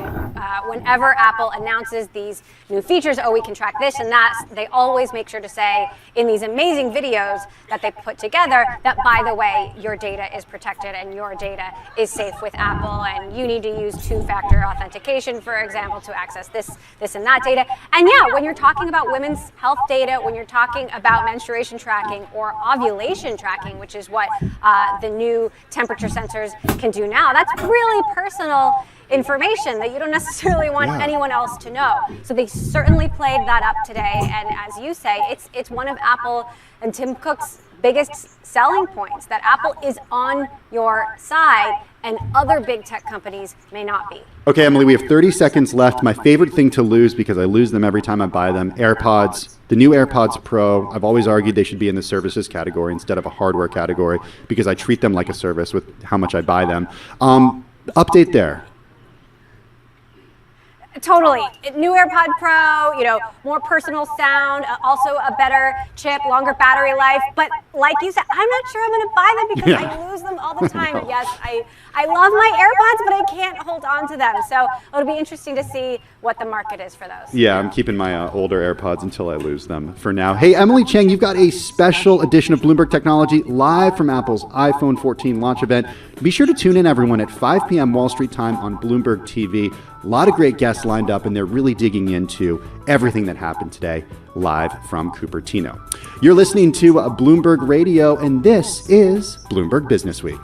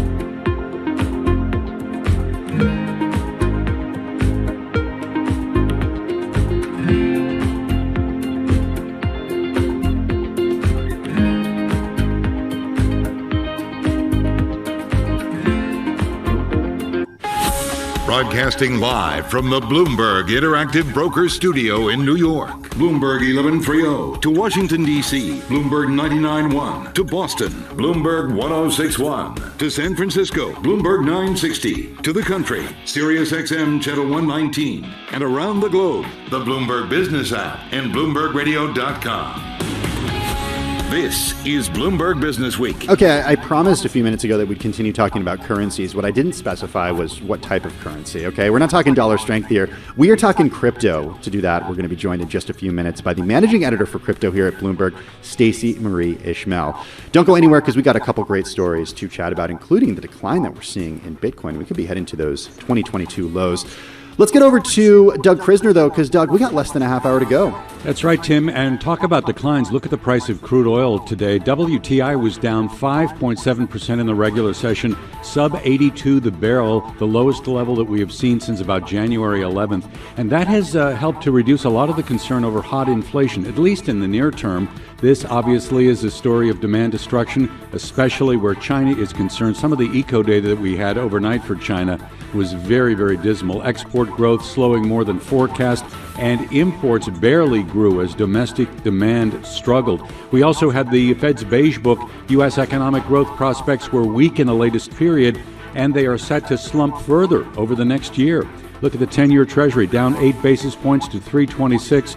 2-year Treasury off 7 basis points to 343. And then in terms of the equity market action, we're at session highs right now. The S&P 500 up about 2%. The Dow's ahead more than 1.5%. And the NASDAQ composite climbing about 2.3%. The question, though, is whether this rally is more buy the dip rather than a sustainable uptrend. Some dollar weakness right now with the Bloomberg Dollar Spot Index down about 0.3%. I'm Doug Krisner. That's your Bloomberg Business Flash. Thank you so much for that update, Doug Krisner. Really appreciate it. We're here with Stacey Marie Ishmael. She's managing editor for crypto here at Bloomberg News. She's with us in the Bloomberg Interactive Broker Studios. And I got to say, we're doing a little reminiscing. Katie brought it to our attention, Stacey, that today is your 1-year anniversary of being here at Bloomberg. And typically, you walk by people's desks here and they have these kind of cool little blocks that they put up if they've been here for like 10, 15, 25, 30 years. 1 year, not huge. However, in the context of crypto, a huge anniversary. And I should say not huge in the context of like, Katie thinks every anniversary is a big deal. It's worth celebrating. It is worth celebrating. I love that attitude to life. Happy anniversary. Thank you. Thank you. What is the last year, though? How do we describe the last year in crypto? Yeah, are you okay? I'm great. I worry about other people who've had their, companies file for bankruptcy or lose access to all of their savings. The way that I have remembered the fact that September 7th is a big date is because it's also the 1-year anniversary of El Salvador starting to accept Bitcoin as legal tender. Wow. And I feel like I measured out most of my weeks, months, weekends in terms of what chaotic thing happened in the crypto market. So there was the weekend in which China was like, we think crypto transactions are illegal. There was the weekend in which, Celsius said that it was halting withdrawals, and just kind of on and on and on. And I think the highs and the lows of this market have been very interesting and perhaps more pronounced and more profound than people were expected going into September last year. And if we think about September last year, we were on our way to what would be an all-time high for Bitcoin in November. That was around the launch of the first Bitcoin futures ETF, where you and I really got to know each other. So much time. That was fun. Bringing it forward to today, though, the big headline out is that the crypto market cap has dropped below $1 trillion. Sort of tell us how we got here and where we're going. Sure. So, if we were having this conversation last November, we'd have been like, wow, crypto market value is above $3 trillion. We're flirting with 65. People were making prognostications about like 90K, 100K is in sight. And now, there's a meme that I saw on Twitter today that the 19,000 range in Twitter is looking like somebody's holding it together with duct tape and string. And that shift in sentiment seems to me to really do a good job of telling the story, which is that folks were very much betting on all things going up, which was also the problem at Three Arrows Capital. They blew themselves up because they were like, prices could never go down. And now we're at a point where prices have been hovering in this fairly tight range between, sort of 17.5 and 21, which is a frankly unusual lack of volatility for something like Bitcoin. And so I think the fact that we seem to be stuck here is again testimony to the fact that there isn't really anything pushing it significantly up, but also not anything pushing it significantly down. So if the last year was characterized by a huge hedge fund that managed $10 billion blowing up, big layoffs at companies, FTX coming in and being the hero, the savior. The savior. The white knight, if you will. What does the next year look like? One of the things that we've really been trying to look at is, I grew up in an era of financial reporting in which people cared about counterparty risk, and I feel like counterparty risk is super back.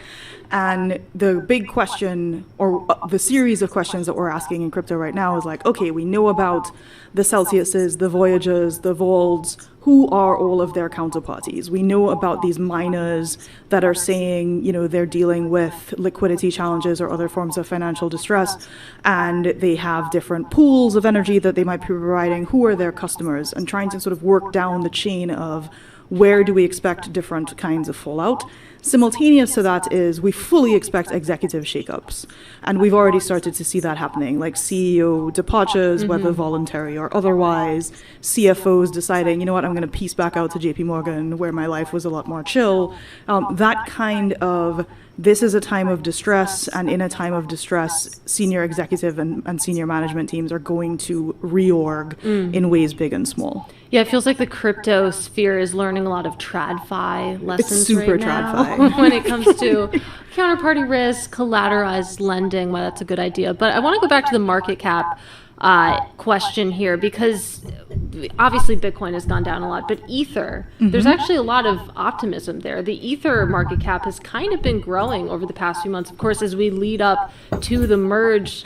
Do you have any sense of whether this is going to turn into a sell the news sort of event? Well, our colleague Vildana has has written a series of very smart stories about the fact that options activity does suggest that there is 100% going to be a sell the news event, where we have folks positioning themselves for a great run. Congratulates everybody on the merge. We're out. Great quarter, guys. Well done. At the same time, though, you do have this. If there's any optimism in crypto right now, it seems to be concentrating around Ether and Ethereum and the merge, and the idea of, to use the jargon, the flippening, right? Like this idea that there could be a moment in which the market value of Ether overtakes that of Bitcoin. We are so far away from that being a practical reality, but that is at least something that folks have some degree of conviction in. Perfect segue for me to tease your podcast, because in recent weeks, the flippening has been the subject of one of the episodes. That is correct. Make sure to check out Bloomberg Crypto. It's actually a daily podcast. So you're managing editor for crypto, and you also have a daily podcast. She does it all. Indeed. Still here somehow. Still here. Happy anniversary here at Bloomberg. Stacey Marie Ishmael, managing editor for crypto, the host of the Bloomberg Crypto podcast. You can catch that on iTunes. I don't call it iTunes anymore. The Apple Podcasts app, or wherever you get your podcasts. Tim Cook not happy with me right now, I'm sure. Really appreciate you joining us this afternoon, Stacey. A pleasure. This is Bloomberg Business Week on Bloomberg Radio. Let's get to Washington, D.C. now for an update on world and national news with Nancy Lyons. Hey, Nance. Thanks, Tim. The Obamas returned to the White House today to see the unveiling of their official portraits. Former President Barack Obama noted his photorealistic painting of him standing in a dark suit is by the artist Robert McCurdy. You'll note that he refused to hide any of my gray hairs, refused my request to make my ears smaller.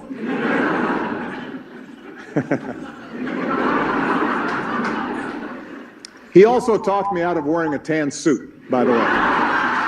Michelle Obama's portrait depicts her wearing a blue ball gown while seated on a sofa in the White House's Red Room. Her portrait was painted by Brooklyn-based artist Sharon Sprung. Steve Bannon, a longtime ally of former President Trump, says he expects to be charged soon in a state criminal case in New York.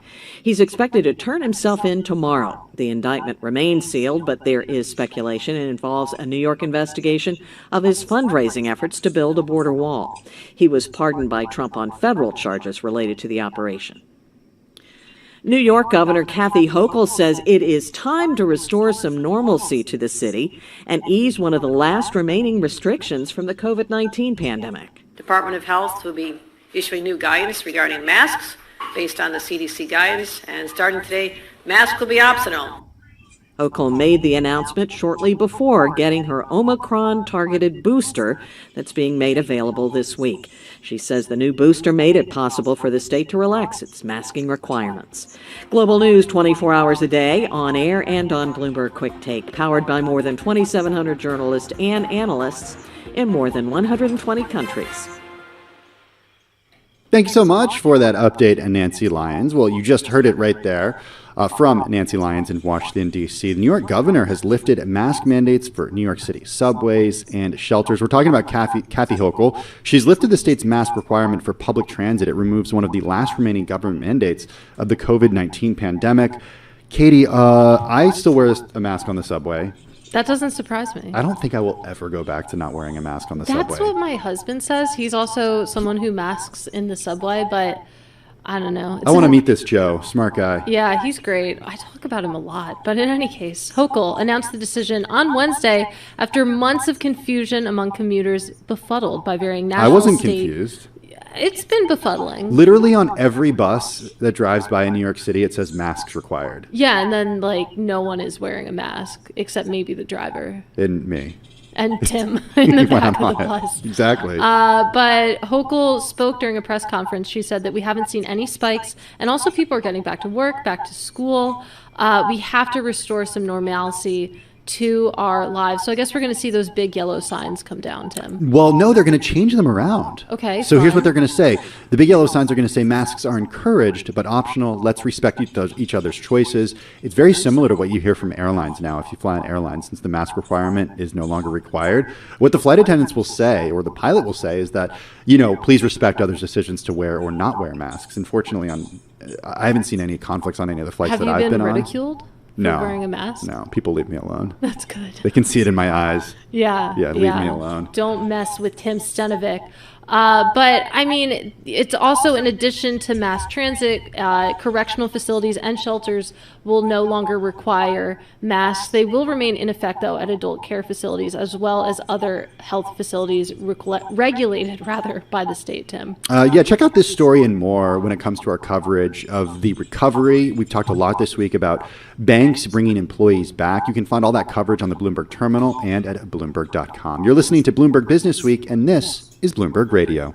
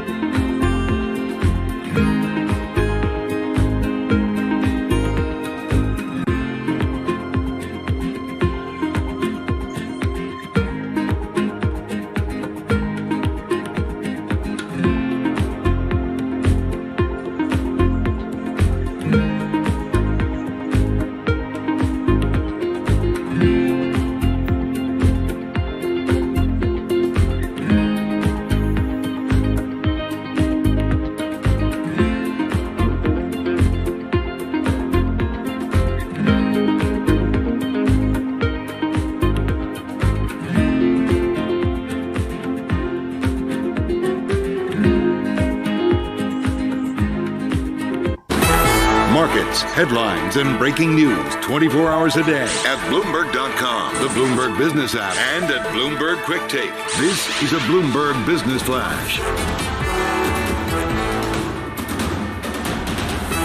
As we approach the top of the hour and the closing bell, we're looking at an equity market very near session highs. A lot of this has been driven by a big drop in the price of crude oil today. We've got WTI finishing the regular session below $82 a barrel. And that's helped to reduce a lot of concern over super hot inflation, at least in the near term. We had a story today on the Beige Book with indications that the American economy's growth prospects were weak in the latest period, and they are set to slump further over the next year. And at the same time, the Beige Book indicates that price growth showed signs of decelerating. So we're seeing a move lower across the Treasury curve in terms of yield. A 10-year now down about 9 basis points to 3.25, a 2-year at 3.43, with a loss there of about, let's call it 7 basis points. With that drop in yield, we have equities extending gains. The S&P right now is up about 2%. NASDAQ comp higher by 2.3%. Dow Industrial Average right now ahead by about 1.6%. Shares in Apple higher by 1.2%. The company did it today, unveiling that new iPhone 14, along with a fresh slate of smartwatches and new AirPods. Some dollar weakness right now with the Bloomberg Dollar Spot Index down 0.4%. The yen much weaker, 143.80, and a rally in the euro right now at parity with the greenback, gaining about 1% against the dollar. I'm Doug Krisner, and that's your Bloomberg Business Flash. Hey, thank you so much for that update, Doug Krisner. Really appreciate it. It's 3:49 on Wall Street. The following is an editorial from Bloomberg Opinion. This editorial was written by the Bloomberg Editorial Board. It's not every day that the International Atomic Energy Agency dispatches monitors looking like Hollywood action heroes, but that's an apt description of the IAEA team recently sent to inspect the Zaporizhzhia nuclear power plant in Ukraine, which Russia seized in March. It's Europe's largest nuclear reactor complex, and it sits right on the front line between the Ukrainian defenders and Russian invaders. The IAEA's goal is to avert a radiation disaster.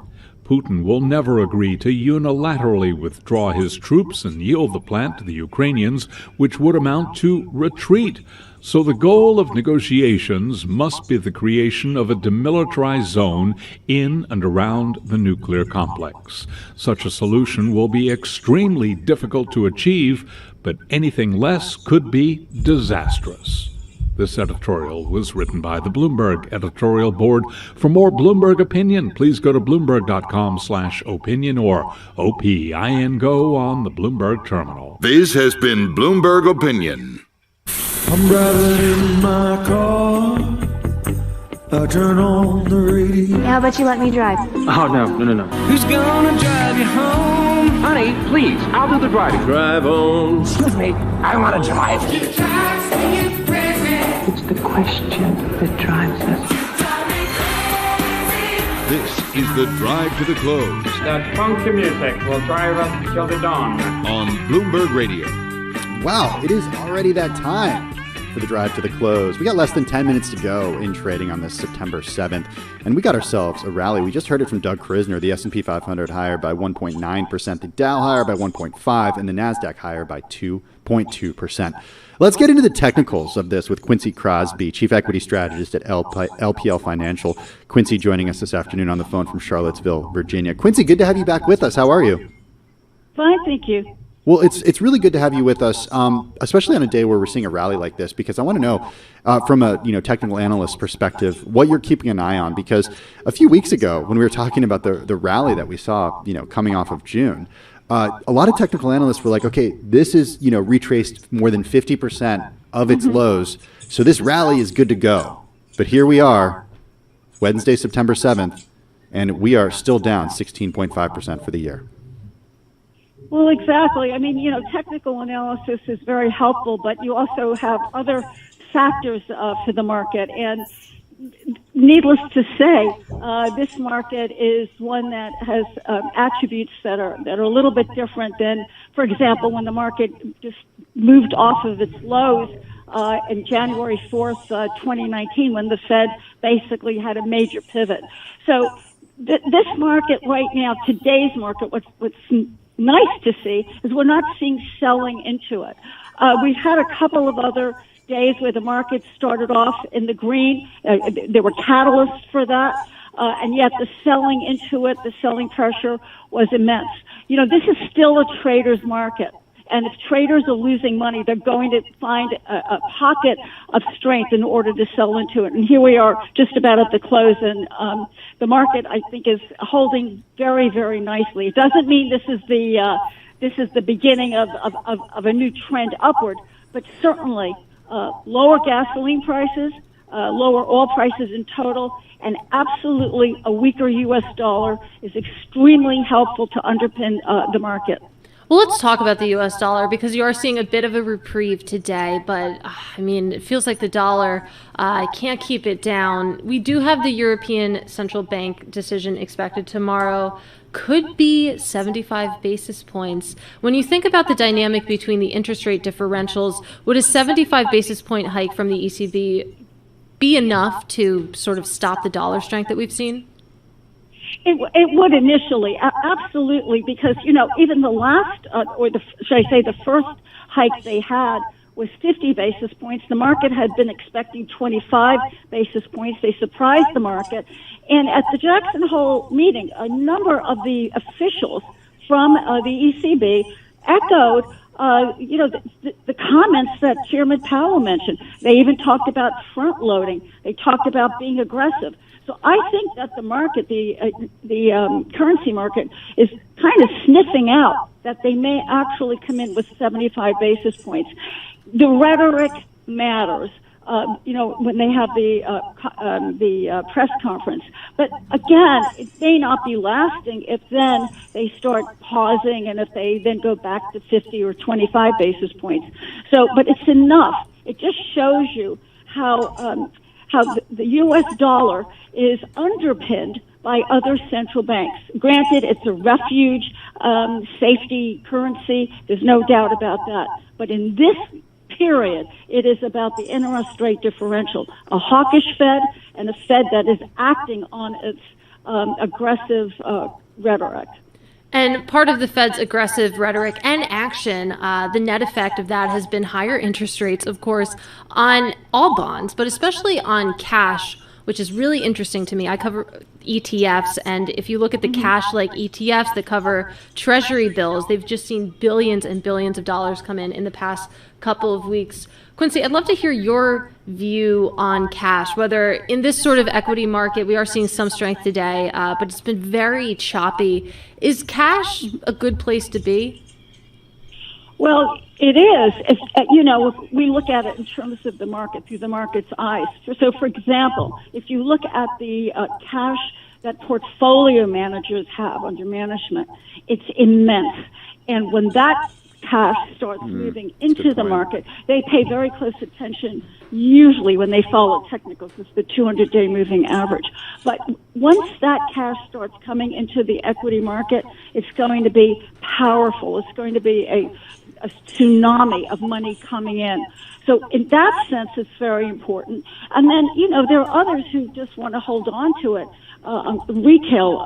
retail traders, and, start going into the market when they feel that it's not a one-day blip.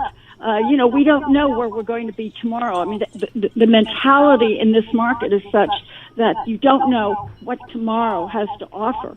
So once there's stability in the market, I think you're going to see more cash coming in. Others just want to hang on to cash. You can argue with them that, inflation is going to eat it up.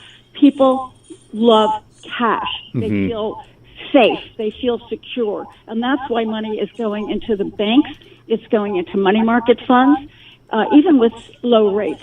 I'm already wondering what's going to happen tomorrow if we see, a gain of 1.8 to 2% today in the S&P 500. What ends up happening in tomorrow's trade, but only time will tell. Hey, Quincy, we got a half a minute left right here. I want to get your thoughts on when we're going to know if we're out of the woods. At what point, what are the signs that you have to look for to say, okay, the bottom is in? One is clearly, look, the market gets the news first. We always like to say that.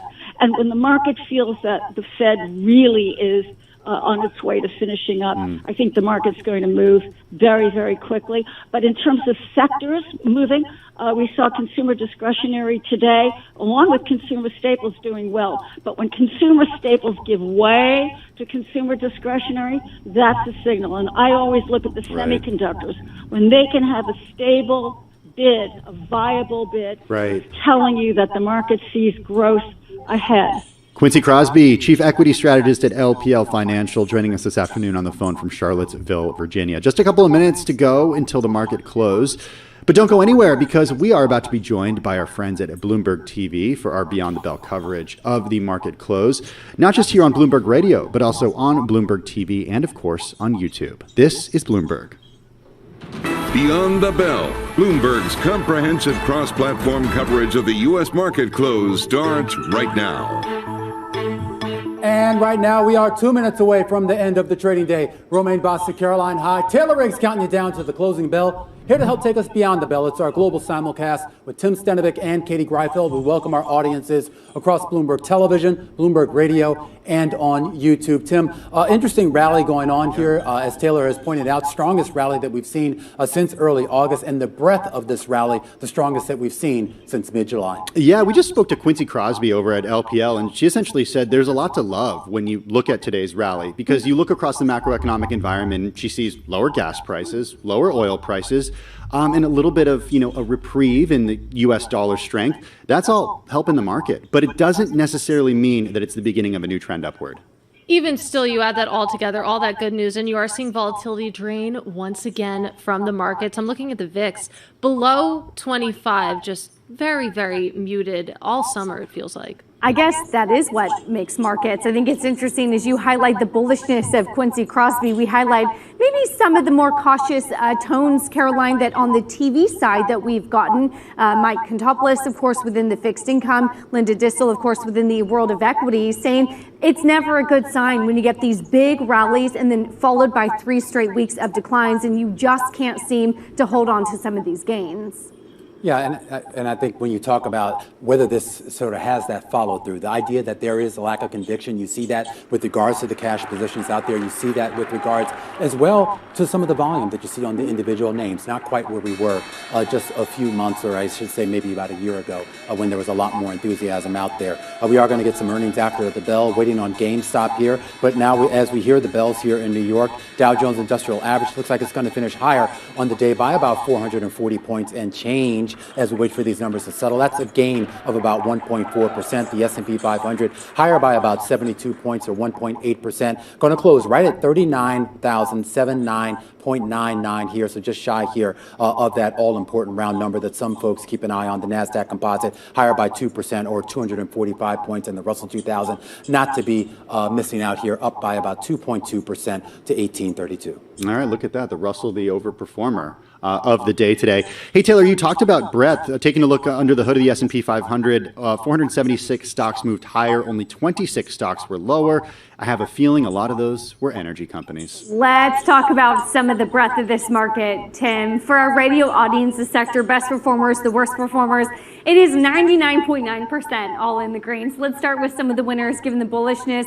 Autos, utilities, retails, consumer durables. Some of that feels a little bit of an inflation hedge, but all of these sectors are up almost 3% or so on the day. Even the quote worst performers are still up about 1%. You still get technology, transportation, sort of the underperformer on the day, but still green. But Katie, here to your point, energy, it is the worst performing sector and the only sector in the red. You're off 1.2% on the day. You see all those green bars. I really had an embarrassment of riches when it came to finding gainers. I have to start with Apple, though. Of course, it's the big story today, that iPhone event. It's the far out event. It was about a lot of other things. But of course, the headline was the iPhone 14. We also got fresh AirPods Pro earbuds. I know Tim loves them. I love losing them. Did they update the pixels on the phones too? Because that's got to be worth a few $100. The screen is big. Yeah, definitely. No big price hike on the iPhone 14. We also got an Apple Watch upgrade. A lot of excitement. You add it all together, we got about a 9/10 advance in the shares. Wanted to talk about Tupperware, though. This is so interesting. So buckle up. This is quite a story. The big story of the day is not Apple, it's Tupperware. I mean, shares are up 19%, so we have to talk about it. This is a really interesting story, I promise. We got news post-market yesterday that Douglas Lane had joined the company as Vice President of Investors Relations and Strategies. Normally, that wouldn't be big news, but actually, shares had fallen 34% over the prior 2 days after Citi analysts pointed out that the company had quietly eliminated that role late last week. So a little bit of relief from shareholders, perhaps. And I did want to highlight Amazon as well, up almost 3%. Tech broadly was higher today. We did get some comments from CEO Andy Jassy, though. He said that Amazon is hiring at a slower rate than the past few years, but still hiring. Also some interesting comments as we think about the return to the office that the Wall Street banks are trying to engineer. Jassy said that Amazon expects a significant amount of ongoing remote work, and there's no plan for a broad return to work mandate. I don't know, it does seem... Just real quickly before we move on, when we talk about the gains and the breadth here, we should point out the S&P, at least, is still well below some of those key moving averages. So a lot of people are looking for that. How many 52-week highs do you think we hit here across the tapes, not just on the S&P? Today? Today, yes. No. 28. Tomorrow. 28? 10. Oh, okay. So that includes Ulta Beauty, a couple other favorites like Enphase, but it gives you an idea here that while this rally is certainly to be applauded, it's got a long way to go to get back to where we were. Okay, well, let's talk about some of the decliners. It was actually slim pickings today, but we got to start with an energy services company, energy and engineering and construction services company. How many 52-week lows do you think were hit today? Tomorrow? Many more. 100. Romaine, today? Today, yes. Let's see, 600. 26. There were only 26 stocks down. So No, 82. I'm going across the tapes here. Okay. Oh, okay. I wouldn't even know how to find that. What function are you using? Use most, right? Most? Can you use most to do that, Romaine? Do you not have a Bloomberg terminal, Katie? There's one theoretically right in front of me. Yeah. All right, Halliburton finishing the day down by 2.9%. So much for it. We had Veru finishing the day down by 21%. It's a biopharma company, and shares falling today after it gave up initial gains after the FDA set an October 6th advisory committee meeting to discuss the company's proposed COVID-19 treatment. And then Avaya Holdings Corp, it's a micro cap, it's a communications company based out of Silicon Valley, finished the day down by 4.2%. It's down nearly 90% this year. It came out after the bell yesterday and said it's planning on $250 million in annual cost reductions. And it sees $23 to $26 million in pre-tax restructuring charges, though no word on just how many people are going to be laid off. Ugly time for Avaya. I tell you what is also having an ugly time is if you try to be long yen at any time, because we are seeing yet further weakness in the Japanese yen, even though we see the finance minister desperately trying to say, look, enough of is enough in terms of this volatility. This is now on track for its worst year on record for the Japanese yen versus US dollar. We know why. This is always about a disparity in what's happening in terms of central bank policy here. Of course, Japan always desperate to get inflation, whereas the US desperate to try and crack down on it right here, right now. In terms of our FX vertical for our radio audience, I'm looking at really a sea of green versus US dollar. First time in a while, we've seen King dollar on the lower side, and we therefore see Swiss franc get a bid. We've seen euro up more than a percentage point ahead of the ECB that comes tomorrow. Will we get that giant hike coming from the ECB? And lastly, I know we've got some breaking news, but WTI and Brent, really this is the story of the day, off by more than 5%. No wonder energy so underperformed Remain. Yeah, we're keeping an eye on earnings. We promised you GameStop earnings results, I should say. Those 2Q numbers coming in, net sales $1.14 billion, a little bit shy of what the street was looking for. The average consensus estimate out there was for $1.28 billion. Going to dig through this release just now, but you can bet, to be sure, there are no earnings. There is another loss here, the 2Q loss coming in roughly about 36 cents a share. Someone double check me on that here. We'll have to check to see how that matches up with consensus estimates. And if you're looking for guidance in this statement, particularly with regards to some of the long-term planning that this company has for turning it around, well, you're not going to find it, at least not in the press release is statement. 1 page long. Yeah. I can't. There's an inventory number. And this is the trend with them. They've been doing this every quarter. I know there are a lot of people that have faith in Ryan Cohen, but the idea is that do you have a true articulation of sort of what the plan is to actually turn this company around? I don't even have a statement here from the CEO. They talk about inventory is up. Caroline, of course, is a company focused on maintaining in-stock levels.